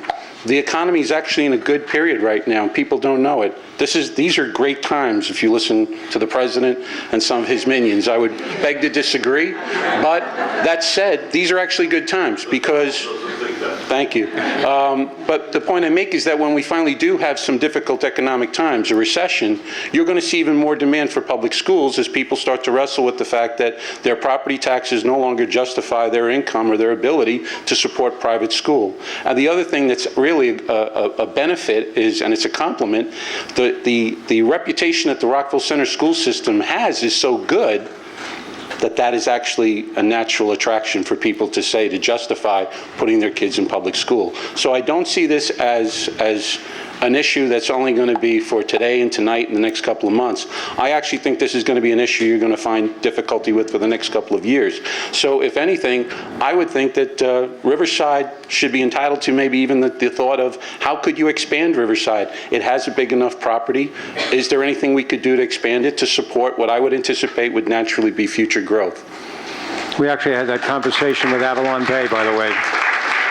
And we were hoping that they would contribute to this community, and instead they went to the IDA and got this pilot and pay very, very little to this community. And are really incredible beneficiaries of what, in my mind, is a deal that they could have either put a classroom onto Riverside School, which is what we asked them to do. And in fact, our board president and I went and argued vociferously against providing them with a pilot because we felt it was very unfair. There was no justification for it. And in fact, they should have been taxpayers in this community, and they're not. How much, when we had that meeting, how much money did the pilot cost us over initially? If it was on the regular tax rolls, They'd be over $1 million. it'd be over $1 million. We're only getting $300-some-odd-thousand. That's the, they made their deal with the village and not with the school district. I don't know, I'm sure I lived here, and final comments, but I don't remember the community being invited to get in behind you. Had you let us know, you see how we mobilized on our own here. I'm telling you, we would have stood in the way. Oh, really? I know there's a lot of you here now, but we do we talk about it at our meetings all the time. We write summaries and post them on our website. I got news for you. I am Alex writes for them and talks I know Alex about does it. a great job writing at the Herald. I speak to him and bore him regularly, but I'm just pointing out the community has to know, because that's outrageous if that's true. It's outrageous. But it is it's someone else's turn. Hi, my name is Ann Vassell. I live at 56 Riverside Drive. I have to say, first off, thank you so much for some of the clarification that we've received tonight. It's great to know that no student is actually enrolled anywhere else. That definitely, again, there's obviously information that gets presented and things that kind of come across that it's great. Thank you for being so open and kind of answering all of our questions as we're here tonight. I am a new parent to this district. We moved here 5 years ago with a newborn. My son will be starting kindergarten in this fall. So everyone we talk to, reiterating what everyone says, wow, you live in Rockville Center, that's amazing, you have a board, you have administration, they support teachers, they support the students, they're out there vocally against the testing. It's really, people are constantly amazed at how lucky we are to live in this district, and I feel very blessed and lucky that we do live in this district. So thank you for everything that you do on behalf of the students and on behalf of the teachers and on behalf of our schools. We really do appreciate it. Being new to the district, this whole current controversy, I am someone who deals with administrative issues in my job, and I understand that quite often things get lost in translation, and that purposes sometimes behind administrative decisions are not seen for what the valid reason or the valid purpose of what they might have been. So before my husband and I decided to kind of write a letter and come here, we decided to do our homework. So really, we needed to educate ourselves about what class balancing was. And overall, in looking at it, we don't actually have an issue with class balancing. I mean, it really, in theory, and what you passed as the policy in the resolution, it comes across that it was a good solution to a problem that was being presented to you. It was kind of the best of what you were able to come up with your hands tied in many ways, that parents are attached to their neighborhood school and that they don't necessarily want to move. But what has seemed to happen, and please correct me if I am wrong, again, I am new to all of this, but in looking through everything, in the Herald there were past conversations with Hewitt parents, and as you've mentioned tonight, that historically it's that 25th child, it's that 26th child that before splitting or adding or teaching assistants are even considered. It's never something we talk about when it's 25. Technically, with that outstanding packet, with Riverside being 28, technically, on paper, we've surpassed that discussion point by 2 to 3 students. And again, this is all projected, which I understand. So the district's your solution for parents looking for those smaller than 25 classes here. Let's do class balancing. So in looking over the whole 7160R, the zoning exemption request. So when a parent submits a request for a zoning exemption, it's first reviewed to determine if the request meets class balancing parameters. If the average class size of students' grade level in the new home-zoned elementary exceeds 23, the family can apply to go to a class size that's average of 19 or less. The problem is that, based on this definition, to me, Riverside's kindergarten class is not actually eligible under class balancing because there's no such thing as an average class size of 28 in this district. So it would mean to me that kindergarten class would be 2 classes with an average size of 14. Again, eligible to receive students, not lose them. However, I kept reading kind of all the steps and everything that you have outlined because I felt that the board and the administration, you did a great job of really laying out how the whole procedure would work. So step 1, the procedure for it. So before the end of the school year, parents whose children are scheduled to attend classes with that class size will be notified that that they have this opportunity to enroll in another class size. So my understanding with this is that all families would be notified at the same time. And that it would happen in June.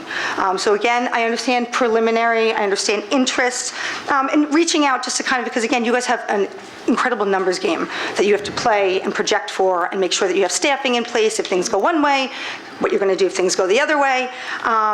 So the way that this comes across is that all families should be notified at the same time, and obviously only the Avalon families were notified of the potential interest that they might have had. Step 2, parents who wish to take advantage of this must complete the application to the superintendent no later than July 15th. Plenty of time for requests to be completed after letters go out to all the parents in June. The board wisely provided an appropriate time frame for this. Step 3, after consultation with family and members of the teaching and administrative staff in each of the elementary school buildings in which the child may attend, the superintendent will render a decision and notify the families no later than August 1st. My understanding is that absolutely no consultations whatsoever happened with anyone in the Riverside educational community, including administrators. So to a new parent, this is the piece that's the most concerning, because in multiple places throughout your regulation, it states, after consultation with family and members of the teaching and administrative staff in each of the buildings, so in Watson and in Riverside. And again, it's a brilliant provision put in by the Board of Ed. It's just deeply concerning why something that's in direct violation of the board's policy laid out in the steps was not what happened. And I think it's a great checks and balances. So, and the way that we look at it is, since we moved here, everything that you have done in this kindergarten process, it's been logical, it's been sequential, it's been well thought out. The paperwork we fill out, just listing all of the kids that we have in our house and their age and their birthdays. You follow up with kindergarten information sessions, registration in January, completion of medical paperwork, screening in March, orientation at the end of May. Each step is premeditated, it's well thought out, it's a critical piece. I think that the term preliminary and interest is the part that I think gets a little confusing, because you need to get that information. So you need to gather that somehow. But preliminary does indicate, the definition of preliminary, is that, the definition of preliminary is an introductory or preparatory step. The antonym to preliminary is concluding or final. This was obviously cleared up for us tonight, that no one is enrolled anywhere, which makes me feel a little bit better. But the problem with when you're, I think, receiving direct phone calls perhaps versus letters, it does, I would imagine as a parent, potentially a new parent, make you feel like, oh, what should I do? If I got a phone call being a new parent, I would have been looking, oh, wait, I'm going to be in a class of 27. Okay, I'm going to go to class here. It's a direct phone call to me. It might have been considered differently than perhaps just receiving letters that do go out to all of the families. Something that was pointed out was that you have noted that the kindergarten sessions that you've been looking at, perhaps the notification should occur earlier in June because of these kindergarten orientation sessions. And please note, we have no issue with that time frame of June. In fact, I think it actually makes the most sense. It's a well thought out provision. It ensures educated decisions by parents and administration. It assures parents a chance to truly view their home zoned elementary school. They're going to make an educated decision to move schools. And it also ensures that the district's going to have accurate information for making these letters and making these offers for moving individuals.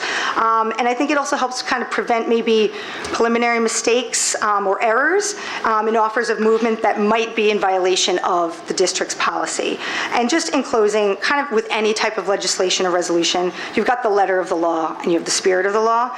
And I feel the letter of this law, unfortunately, it was violated several different times, which in and of itself technically should invalidate the process, but the spirit of the law was also violated. And I think the spirit of this law, or the act, is to afford concerned parents that opportunity. They can evaluate their school and I am unhappy. I'm in a class of 25 kids. This district is saying, no, go to a building that has 19 students. You have afforded parents that right and that ability to do that they can move to a smaller classroom. But the spirit of the law is not to potentially present misinformation and take an entire grade from 2 classes down to 1. The spirit of the law is not to go behind one building's back. And the spirit of the law, it was good and genuine when it was created, but what's been presented right now, I think that piece of trust, I think we're working back towards that, just having a dialogue and a conversation tonight. So we implore you, you're all educators, you're parents. We know you deeply care about the students. You would not be here at 10:15 on a weeknight if you didn't. And I know you have an incredibly difficult job. I do not envy any of you. You're trying to balance parents. You're trying to balance what you have to do as administrators and as a Board of Ed, and we do appreciate it. But I feel that deep down you also know that the policy was manipulated a little bit and not utilized in a sheer, transparent way, the way that it was designed and intended to be used. So thank you.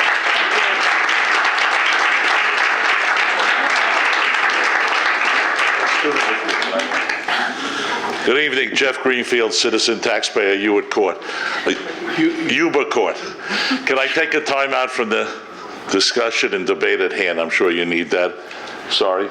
I have a student with me that wants to speak, and we have to get him to home. I'm very saddened. I haven't been here in years. I'm very saddened that I have to appear before you tonight to discuss this serious topic. I don't understand how, in this award-winning school district, we teach and allow symbols of hate. It's been called, as a leader of the Jewish community of Rockville Center, it's been called to my attention that there's artwork in the middle school that features the swastika. New York state law has codified that as a symbol of hate. But yet in our school district, we have it displayed as a year-end artwork project. I still remember as a student in the middle school many years ago, when a student carved a swastika in the desk, he was given detention, and the desk was taken out of service. But now we're featuring it as artwork. There's something wrong with that picture. I don't think you're going to get any argument from anybody sitting up here. Good. Let's take a vote now to remove it. I don't think there's any argument, and I'm only sorry you're a little later than earlier, because we would be able to ask a question of the middle school administration. Let's hear from the student, please. Introduce yourself. Hi, I'm Alex Goodstein. I'm in 7th grade, and walking through the hallways at the middle school, there's these pictures of the swastika around. If you want to see, I have it here. Do you mind? Can I see it? Not that you have to prove yourself, but it's kind of dumbfounding. And there's one next to it. And yeah. Swipe over. I think someone has to have a discussion with the principal and with the I think someone will have a teacher. discussion with the principal first thing tomorrow. I want to thank you. I think someone's I know. getting a phone call very much. tonight. I really want to thank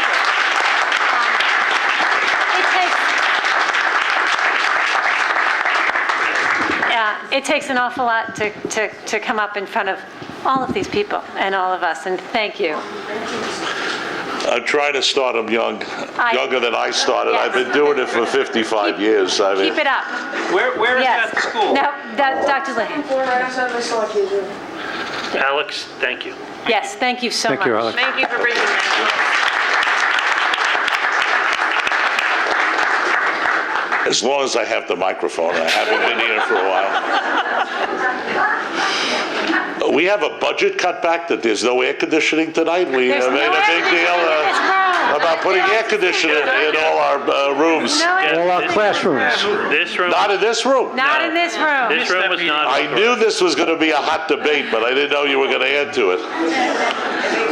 And I'm glad that I listened to this, because I wouldn't have dreamed or believed that where this was going, that we don't have enough kids in Avalon or Avalon 2. Well, we don't know about Avalon 2 yet, so.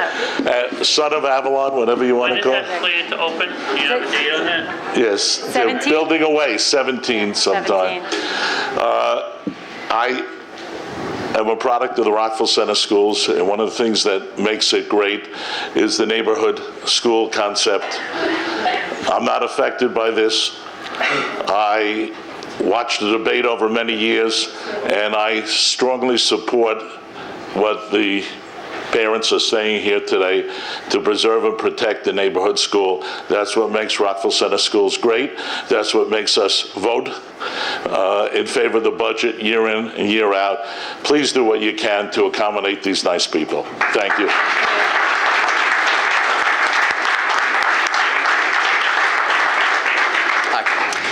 Angelo Grassi, 33 Hendrickson Avenue.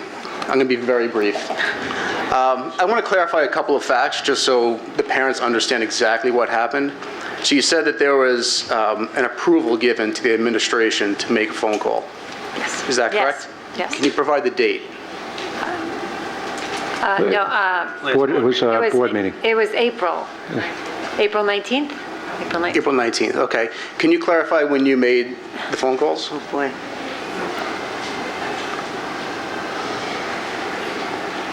I don't know that I could give you an exact date. I think I'd have to kind of look back. When was the board meeting? April 19th? And then the break, I think it was right after the break. And I don't think I made any of the calls before the break. It was right after the break. Was it into May? The break ended on April... May 1st, didn't May it? 1st. So yeah, very beginning of May, I guess. Okay. And when did it come to your attention that the parents decided to change schools? Well, one was instantaneous. Now, well, they didn't decide to change schools. They expressed interest in Watson. And the other was a couple days after I made the phone call. And that one had already expressed an interest several months prior. The first family, right? Okay, just... There's really only one of the remaining 4 families that was interested. Okay. So it was kind of 1 for 4. I just want to bring it out in the open because I think a lot of parents are thinking the same thing. Based on those facts and your description of how you made the phone call, yes, it leads me to believe that you did not only inquire as far as their interests, but you called them to pitch them to leave Riverside and to go to Watson. That's the way I interpret it. No, I really do understand that that's the interpretation, but I'm not sure. For people to make a decision that quickly, it's almost as if they were sold to leave the school and go to another. I think, again, there were 2 families who made the decision. One, it took several days. The other one had requested this move back in January. Right. So one requested the move. So one had requested the move. Several months previous. The other family really didn't really answer me in the phone call. She asked to visit both schools. I said, of course you could visit the schools anytime you like. That's probably, do your homework and then, make your decision. The official invitation to avail yourself of this policy will be sent in June. And she very promptly went to the principal of Watson to ask for a tour of the building. And then I think it was a couple days later, it might have been 3 or 4, sometime that week. It was before the next board meeting, whenever that was, that I was able to give Dr. Johnson the report of the phone calls of all the families. And as I said, 3 of the families said, no, thank you, and hung up the phone. Now, I'm no salesperson. I'm not. But what do you mean by no thank you? I'd be very poor if I was But what do you mean by no thank you? Well, they said that they're not interested, that they had, 2 of them had older children in the building. They were very pleased with Riverside. It's almost like you asked them, would you like to leave Riverside and go to Watson? No, sir, I didn't. What I did, and I'll try to just briefly repeat what I said, is I kind of gave the option based on the policy, which was Riverside School at this point in time is going to have a class size over 23, it appears. We have a policy in place, the Board of Education has a policy. Families of children that will be attending class sizes greater than 23 can attend a school with a class size 19 or less. And that is going to be the case this year. It looks very likely you're going to be invited in June to avail yourself of that option. The only school at this time that will have that option is Watson Elementary, and they have 2 sections right now, about 16 in each, I think it was at that point. And we're trying to get an idea of the interest of the families that live in Avalon. That's what I said. That's what I said. And they said, this one woman said to me, she said, well, what's the advantage? And I went so far as to say, I cannot guarantee you that Riverside won't split. It may as well. But as of right now, class balancing will be implemented. I know for a fact, the only thing I know for a fact is Watson has 2 sections, but Riverside may split. That's what I said to her. And I said, and if it does, I don't want you 2 months from now saying, why didn't you tell me that they could split too? I had that conversation. I said, but wait, based on what I know right now, this is what we have. Would you be interested? She goes, well, I don't really know. I don't know anything about the schools. And I said, listen, I don't need an answer. I really don't need an answer till June when we send the letters. But she said, could I reach out to Watson? I said, of course you can. You could speak to Watson, you could speak to Riverside, you could go visit both schools, do whatever you need to do your research. And I left the conversation. She actually never called me back. The principal of Watson called me to tell me that this parent had visited, and she hadn't expressed an interest in availing herself of the policy. So I don't know how else to tell you very sincerely. There was no arm twisting. There was no pitch. It's no skill. I really don't care where kids send their kids. I love all our schools. They're all fabulous in their own ways. They're all have their own culture, their own unique personalities. But we have a policy in place. This was, I have an interest. I just said that I have an interest in trying to get as accurate numbers as I can to the board, and I do a lot of homework to make that happen. I make calls. I call Sister Kathy to say, I wrestled these lists from her. I'm not even sure she should be giving them to me, but she does. No, it's not a first come. No, because as the policy says, the superintendent looks over who accepts and try to makes a judgment. The siblings can't go. Right. They can't happen. The siblings are going to overcrowd another class in the building. And That's fine. I want to move on. I don't want to take up too much time, but I think the way you frame the situation to the parents, you should be sensitive to the fact that making those statements is very biased and could lead the witness and lead those parents to conclude, I have to leave this classroom that is this large. Well, when the decision hasn't even been made yet. All the families how went, large but, it is. But 3 of the families listened to me. They were very polite. They were very complimentary of Riverside, as well they should be, and then said, no, we're really not interested. So, not all of them. Not all of them. Mm-hmm. Okay. Thank you. Thank you. Thank you. Wouldn't be a meeting if I didn't get up, right? I would have invited you. Katie Conlon, 63 Broadway. I don't want to take away from the Riverside families, but I just wanted to point out a few clarifications because, let's be honest, when this, at the time, resolution was proposed 4 years ago, there was no overcrowding at Hewitt. We had an empty classroom, and there wasn't a teacher in the budget to staff that classroom, so you had to find a way around that. So there wasn't overcrowding. You had to find a way to diffuse the pressure at Hewitt and move them elsewhere, and that's what happened. And we lost about 7 to 10 families mostly went to Wilson, and some went to Watson. So, and it's an identical scenario to what's happening now, although we didn't have, poaching per se going on, if that's what happened, no offense. It was not. I wasn't, I know, I'm sorry, I didn't mean to. But it's almost an identical scenario. And I have a problem with the name of this act because you're not balancing the classes throughout the district because the opposite happened, and the opposite will happen here with these Riverside families. Had you left those kids at Hewitt a few years ago, all the classes in kindergarten across the district would have been 18, 19, 20 kids. What happened was you got just enough families to take the bait and go to Wilson or Watson, and it left Hewitt with significantly larger kindergarten classes than those of their peers across the district. And the same thing will happen here. It's not fair. This is a district that we pay a lot of money. We pride ourselves in. I wish that you had included that $250,000 staffing contingency into your budget this year because it's needed, and it's needed every year. Every year since my kids, I've got my oldest in 4th grade, going into 5th grade next year. This is something that's been needed every year. You're chronically understaffed at the elementary school levels. I feel like the money gets funneled into the high school and administration because, that's where the national rankings come in.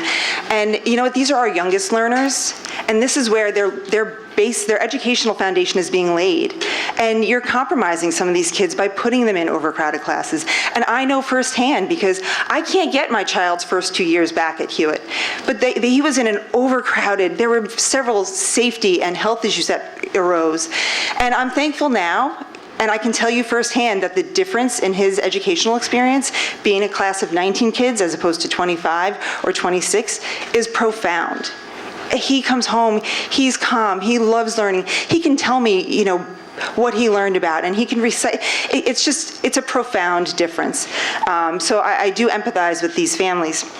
My other problem with this resolution, aside from the name, because it's inaccurate, is the fact that it's not a solution. It's a very short-sighted, temporizing measure. You're fixing the problem, or trying to, for that year.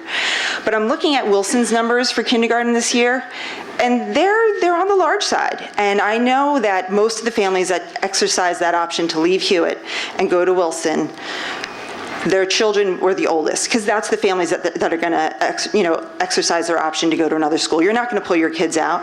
Most of the families that left, that was their oldest child. So when little Susie Q goes to whatever school that she chooses because it's smaller, what happens in a few years when her little brother and sister come down the road? You don't know what the class sizes will be in that district. And I'm looking at Wilson's numbers, and I want to know if any, which I'm sure there are a few, how many of those incoming kindergartners at Wilson are there because of class balancing? Because it's a very, in my opinion, reckless and short-sighted measure. It's not a solution. But you're playing with numbers, and you're putting kids in schools that don't have the space. You shouldn't be taking kids away from Riverside. They should be at Riverside, and you should split that class. You can't move kids to Watson because they're busting at the seams. Wilson has no space to move. What are you going to do if it's only, what month are we in, May? Is it June yet? No, it's still May. I have no idea.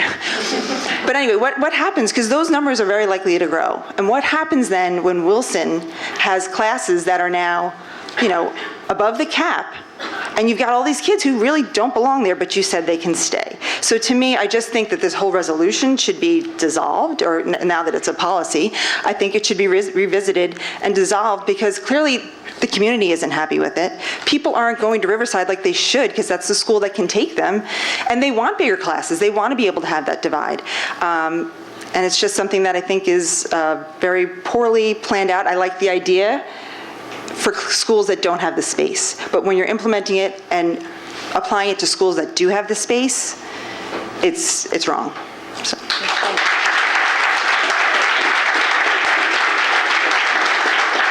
Hi, Danielle Fitzgerald, 27 South Lewis Place.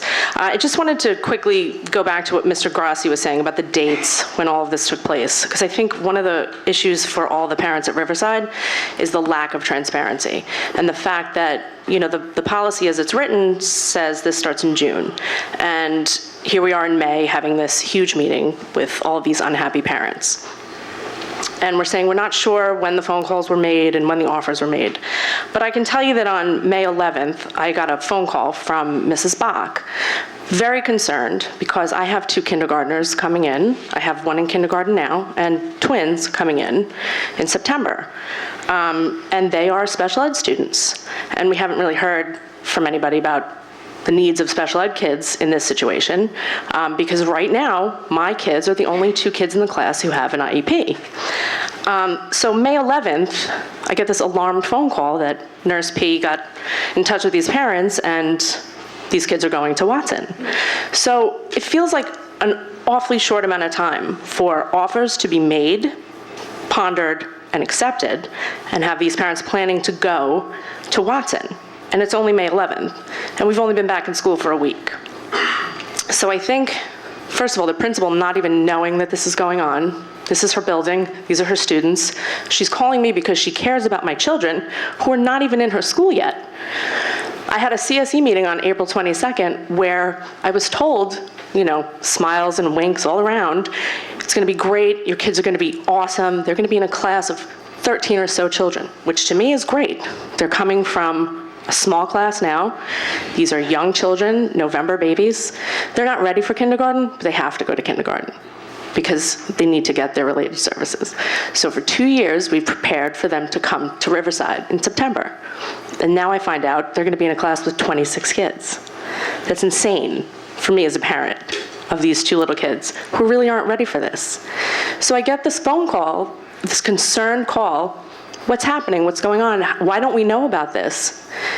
And to find out that this all probably started before I even had my meeting makes me wonder, what are we even looking at when we make these decisions? Who are we considering? Are we considering the kids? Answer that question directly. That's like, you really should answer our question directly because you sit on that board for the special ed kids.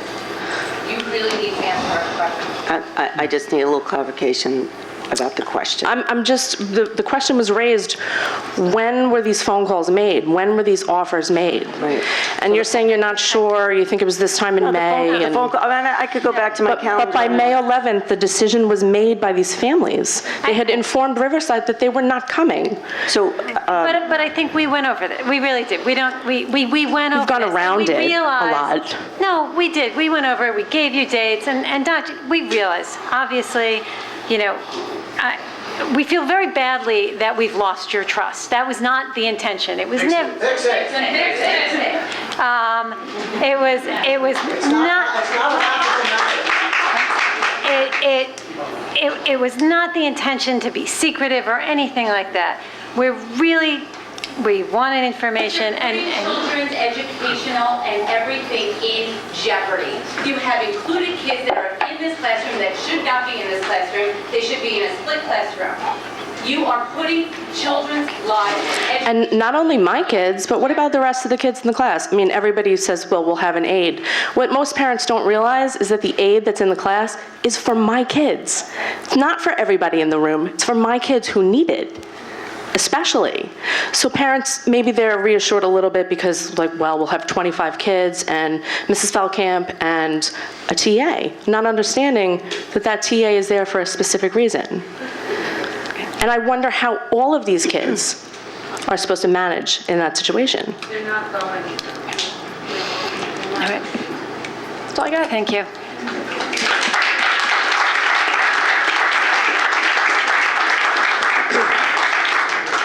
Good evening, Chris Merlo, 18 Lincoln Court. Let me first echo all of the thanks from my neighbors for all the hard work that you guys do in running this school district, and largely I think you guys do an excellent job. I am also a product of this district. I went to Watson, I went to the middle school, and then Catholic high school. Let's not talk about that. But I hear this school is great. No, I really, like, that sounds like a joke, but I do. I'm in the fire department. I know a bunch of people that have gone through this school, and they all say that it's great. First thing I want to tell you is that when my son's in first grade in Riverside, and when he was 3 or 4 or so, my wife and I really thought long and hard about moving out of the district. She works in Westchester, and her commute sucks. And we really thought about moving into Queens to make it easier for her to get to work. But, you know, we would walk him in the stroller past Riverside, and she'd see the kids on the playground and the whatnot, and she'd say, I really like this school. I really want Jack to go to this school. And so now he does, because we recognize the value, not only in the district, and certainly from my experience as a kid, but specifically in Riverside. And he's in a class with 27 kids, and that's hard. And I don't know how Mrs. Feldkamp did it, and I don't know how Mrs. Mayo is doing it now, but that's hard. And like 2/3 of them are boys. Man, that's not a job I want. All right, so I do want to tell you about the job that I do have, and I want to bring you 2 stories from it. One that probably a lot of people don't know, which leads into a story about that a lot of people do know about. I teach at Nassau Community College. I teach mathematics and computer science. And our administration, 2-3 years ago, and I should also tell you that I'm involved in governance at Nassau. So a couple of years ago, 2-3 years ago, our administration decided unilaterally they were going to change class sizes. They were going to change the upper limit on how many students could be in a class, and depending on the class, it went from about like 30 to about like 34. And I won't bore you with the details of how Nassau works and how the governance works, but we faculty believe pretty strongly that the administration worked outside of their purview to make those decisions. In any event, we found ourselves thrust into this amazing experiment on class size data. And, you know, every educator in this room knows the story that's going to come here, which is that when you put too many kids in a classroom, none of those kids does as well as they want to. The teachers don't have the time that they would normally have to pay attention to the individual kids, much less, you know, spend as much time as we would like to on grading and interacting and et cetera. And so we've seen enrollment go down, we've seen retention go down, and it's kind of not been a good thing. And, you know, and what I see from the higher ed level, I imagine, and again, I'm real new to primary and secondary ed, but I would guess that you guys either will start to see similar deleterious effects to the education of the kids in these big classrooms, not to mention the morale of the teachers, how much time they have to work. I mean, they're already overworked, we know that. So, but that leads to my other part of my story about Nassau, which I think a lot of people do know. And that is, if you've been reading Newsday, you know that Middle States recently came and visited us and told us that we are not in compliance with 7 of 14 Middle State standards. And that's pretty scary. They're going to meet in June and tell us what's going to happen next, and we're all kind of waiting around to hear that. But the reason I bring it up is because of the 7 of the 14 standards that we were found not in compliance with, 6 of those are governed by the administration and the Board of Trustees. And now a couple of years ago, I think it was like 2013, the U.S. Department of Ed told the accrediting agencies, we want you guys to be tougher on the colleges. I don't think that they've said that yet to the agencies that accredit primary and secondary schools, but that's not to say it's not coming, right? Scott Walker is famous because of all the bad things that he's done, and he's notable and whatnot. He's not the only person out there. New York State, make your own opinions. But it is possible, and I don't know when this school district is up for reaccreditation, but it's possible that the accrediting agency, Middle States, when they come, whenever that is, if they look at Standard 2, which is called Governance and Leadership, and they look particularly at some of the subpoints like the school's leadership, 2.22, maintains a relationship with the school's governing body characterized by mutual trust and cooperation. 2.23, ensures that all school programs and activities are adequately and appropriately planned, supervised, resourced. There was another one that I wanted to read you. 2.9, thinks and acts strategically, reflecting on its decisions and the consequences of its actions. 2.10, refrains from undermining the authority of the school's leadership to conduct the daily operation of the school. 2.11, works cooperatively with the school's leadership to establish and maintain clear written policies and procedures that are consistent with the school's mission, are implemented at all times and reviewed regularly. And by the way, you know this, I don't have to tell you, but the mission of the Rockville Center School District includes the phrase, all students are enabled to realize their full potential, which I think you will agree is better served with smaller classes. I have no idea how Middle States works on the primary and secondary level. I would never even begin to guess. But I can tell you from my experience at Nassau that they were severely displeased at the level of shadiness, at the level of lack of integrity, at the poor decision-making, poor planning that our administration and our Board of Trustees presented to the public for the past couple of 3-4 years. And I would hate to see the same thing happen here. That's it. We're going to let 2 more people, okay? I'll make it real brief. My name's Anthony Baracco. I hope we don't have a one household limit on who could speak. No. 124 Shellbank. I just have a quick question for the board. What is the policy to split a class? How big does a class have to be? At 26, when a class hits 26, it's a trigger point, which, and then there's a discussion between the superintendent and administration of a building as to the best way to go forward, whether we split the class or add a TA. Okay, so if you were at 27 with one packet outstanding, why would the rebalancing policy be put into effect? If you had a clear situation where the class was going to be split. Because the rebalancing policy takes effect before you split the class. I thought the rebalancing policy was to relieve overcrowding. There is clearly not an overcrowding situation in Riverside. The decision to split is not made until the end of August. All right, that's when the decision is made. The decision is not made now. That's why class balancing starts in June. Because the actual decision to split, and believe it or not, out of all the people that are offered class balancing, and I know they could probably speak to it more than I can, but not a lot of people take the offer. It was thought to be something that a lot of parents would take us up on. But can I ask where you live, Mr. Spaulding? I live in South Hempstead. Okay, so would you want to take your kid every morning, cross Sunrise, Merrick, and Lincoln? Those 3 lights will take you 10 minutes. There's nobody on the north side of Rockville Center who is going to take you up on the offer to rebalance to Riverside. No one. And once again, that's the parents' decision to do that. Yeah, I get it. I get it's the parents' decision. We should allow them to ask for them to take those new parents from Avalon. I just have to say, we provide transportation. Yes. And people have taken us up to go to Riverside. Yes, to go to Riverside. Yes. People have taken us up to go to Riverside. But I know what you're saying. Fair enough. But I know. And again, I'll just talk from an emotional standpoint. Again, I have a girl in 4th grade and a boy in 1st grade. And again, I've seen the difference. My daughter has 2 sections.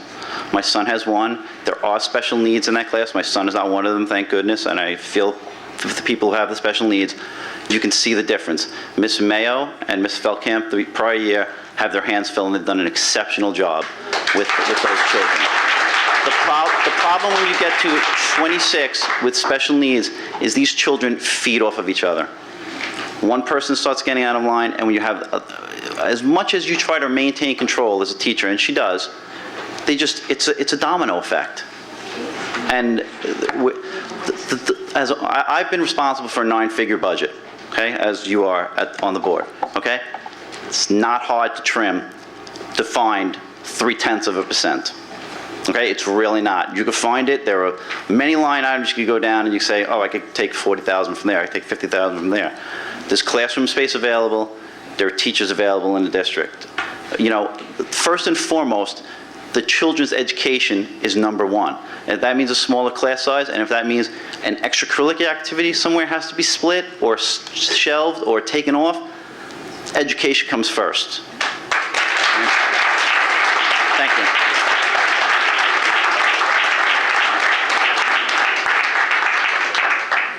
Good evening. I'm Wayne Fitzgerald. I'm at 27 South Lewis Place, and their platitudes have been plentiful tonight, but thank you, Ms. Dion, Mr. O'Shea, and Dr. Leahy for coming last week. We raked everybody over the coals pretty well at the PTA meeting, so just wanted to thank you guys for coming out and explaining your position to us. Going to the point of when you split the class, or when you interpret the class size under the policy, if you don't start with factoring the classes along a 25 or 26 pupil basis, your policy doesn't make any sense. There is no class in the community, there is no class in the district where you have one section of a grade that is 19 kids.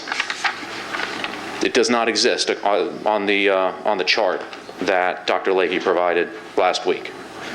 So you don't ever have a class where the average size at that grade level is 19 if you don't have multiple sections. So there has to be at least a split initially once you get into that 27, 28 level. And I think, and I'm not going to go through the points, I've got a whole notebook here of points to make. Everyone has already made them. This board has a special responsibility to this community to do the right thing, to provide oversight to the administration, to ensure the administration is doing their job, and they have done a fine job here recently and over the last 30 years that Dr. Johnson has been our superintendent. We recently crossed a threshold with this latest budget. We're now spending $30,000 a pupil. That is a new threshold we finally crossed over with a $109 million budget and an average and a district enrollment of 3,600 kids. $30,000 a kid. And Mike left, but I think he said the average national rate is $12,000. This is not a revenue problem. This is an expense problem. And other speakers have said we should be able to find the money.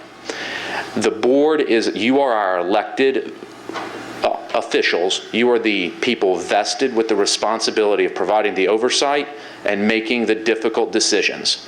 The people here tonight aren't asking for a waiver. We're not asking for an exception.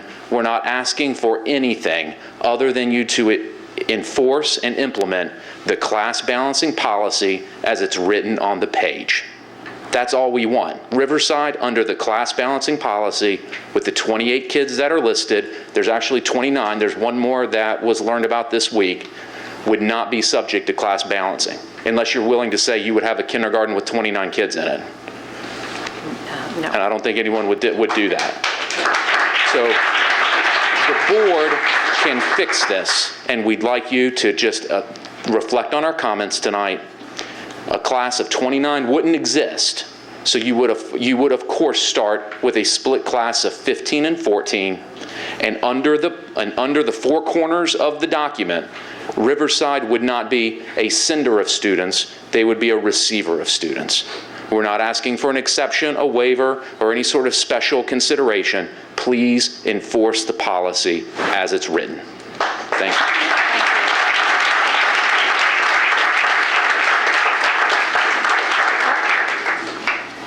I didn't plan to speak. Okay, this is the last person now. Sorry about that, because I didn't plan on speaking. But I'm sitting here, and it's crowded. It's stuffy in here. I'm starting to feel a little dizzy. I'm having trouble focusing on what people are saying, and I'm thinking, that's a day in the life of my first grade son at Riverside. And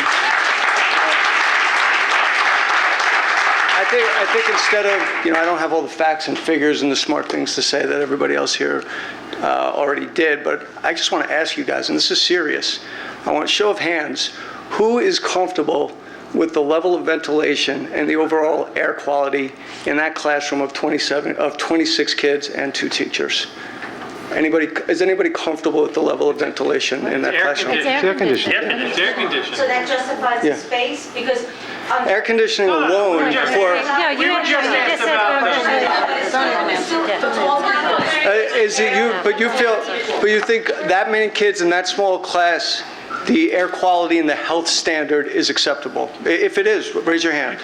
Do you think the health standard of a classroom that small with that many kids is acceptable? First off, I would have to visit the classroom actually. Well, a lot of you,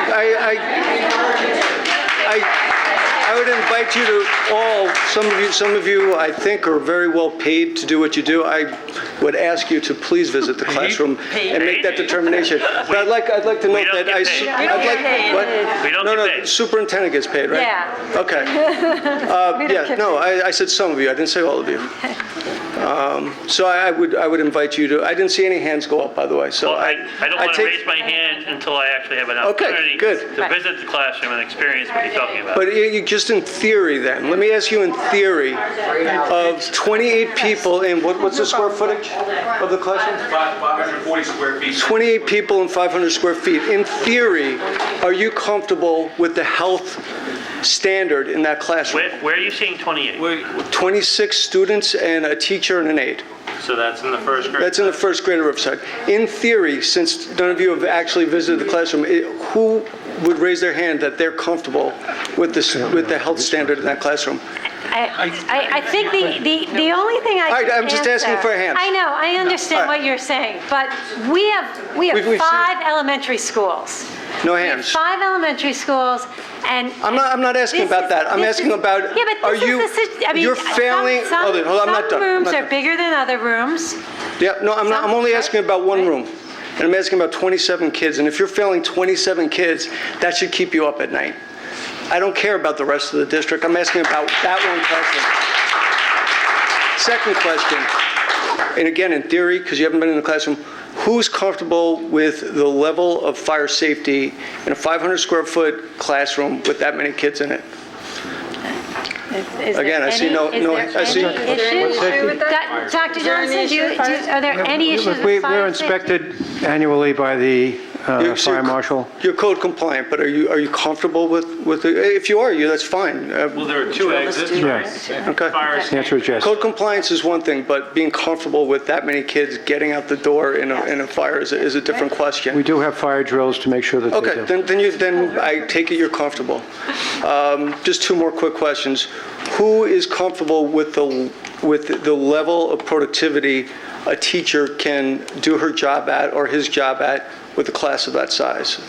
Is anybody comfortable with that? Yes. I think, I am. Yeah. We have them. We have. But, yeah, and to be pushed beyond its limits, because you want your best teachers. This is why you hired the ones that you have sitting here today, because they give you what you are asking them to give you, which is great students coming out of these schools. And if it wasn't for them doing their work every day, and now having to tax them with more students in one space, you're forcing them to be beyond the capabilities some days. And everybody has bad days, and everybody has to deal with it. But these teachers have to come in and work every child, and these are little children. Their emotions are high, and they run rampant. I know, I work at a preschool. They run rampant. And it's taxing. It's hard on a teacher. And 27 to 28, you're asking so much of that one teacher. Yeah, I would suggest. The best. Yeah, I would suggest it's very dispiriting for the teacher to, instead of being up there teaching and inspiring kids, they're just trying to control kids. And you may think it's a healthy environment for a teacher, but I think it is a dispiriting environment for a teacher. My last question is, do you think it's a healthy environment in which for a child to learn? Again, I just heard the number, $30,000 per student.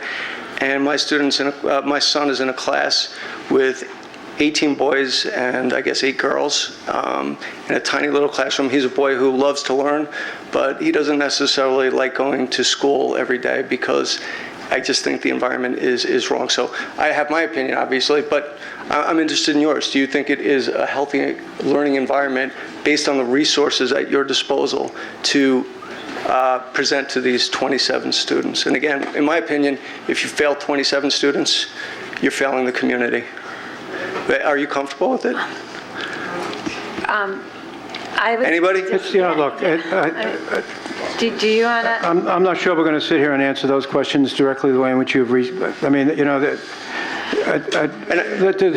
just so you understand. There are a number of classes around the district with that number of kids in it. I think it's the only one on the list. No. There's about 6 or 7 classes. We do a lot to make sure that the instructional program is supported adequately throughout the entire school district. That's why there's a second adult in that room. That's why, in fact, we provide opportunities for grouping outside those classrooms as well as they have inside those classrooms. So you got to understand, I mean, our concern is with instruction. And the reason why there's that second person in the room is generally when we put together an inclusion class, or in fact we exceed 25 kids, we generally put a second person in that room who's a teaching assistant, not an aide. And the reason for it is that the teaching assistants, for the most part in the school district, are certified elementary classroom teachers. They are very well prepared to work with your children, and in fact work as a team member with a classroom teacher to ensure that the effective class size is significantly reduced.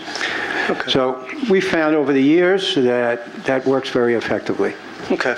Well, I respect the fact that you came here and gave us our time. I will say it echoes what some other people said. 10 years ago, my wife and I were driving to Rockville Center and deciding to make it our home based on the school system. Tonight we were driving here to this meeting thinking about options for our son if his class size stays the size it is for next year, and what that means as far as moving schools or moving towns. So I just don't think it's working in this case. Thank you.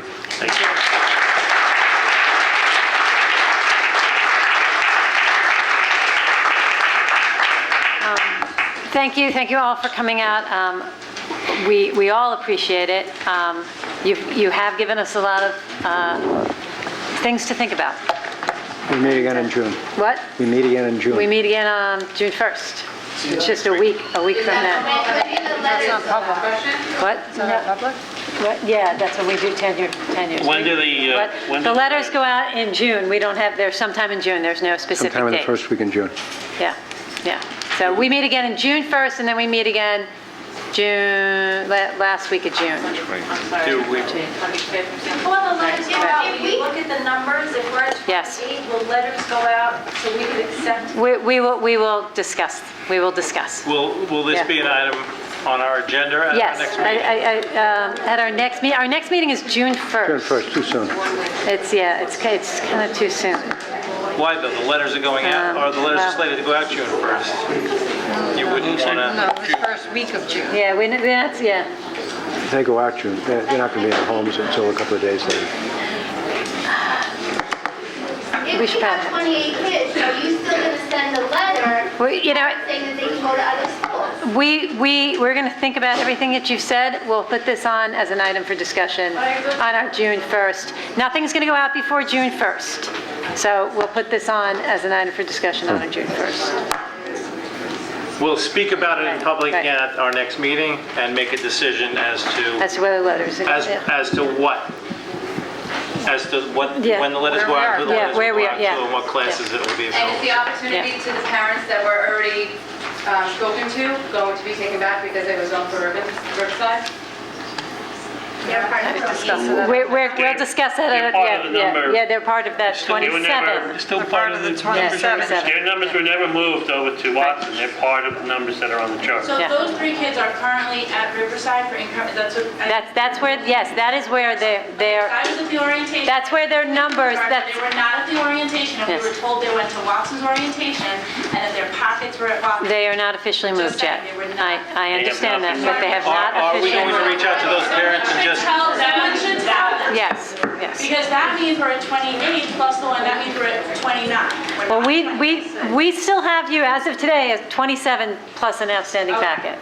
So, We're yes. told by them they were not at our orientation. I understand They went to Watson's. So Will the district make a please let's phone call clarify. just to explain the facts that they are still registered at Riverside and not at Watson at this point?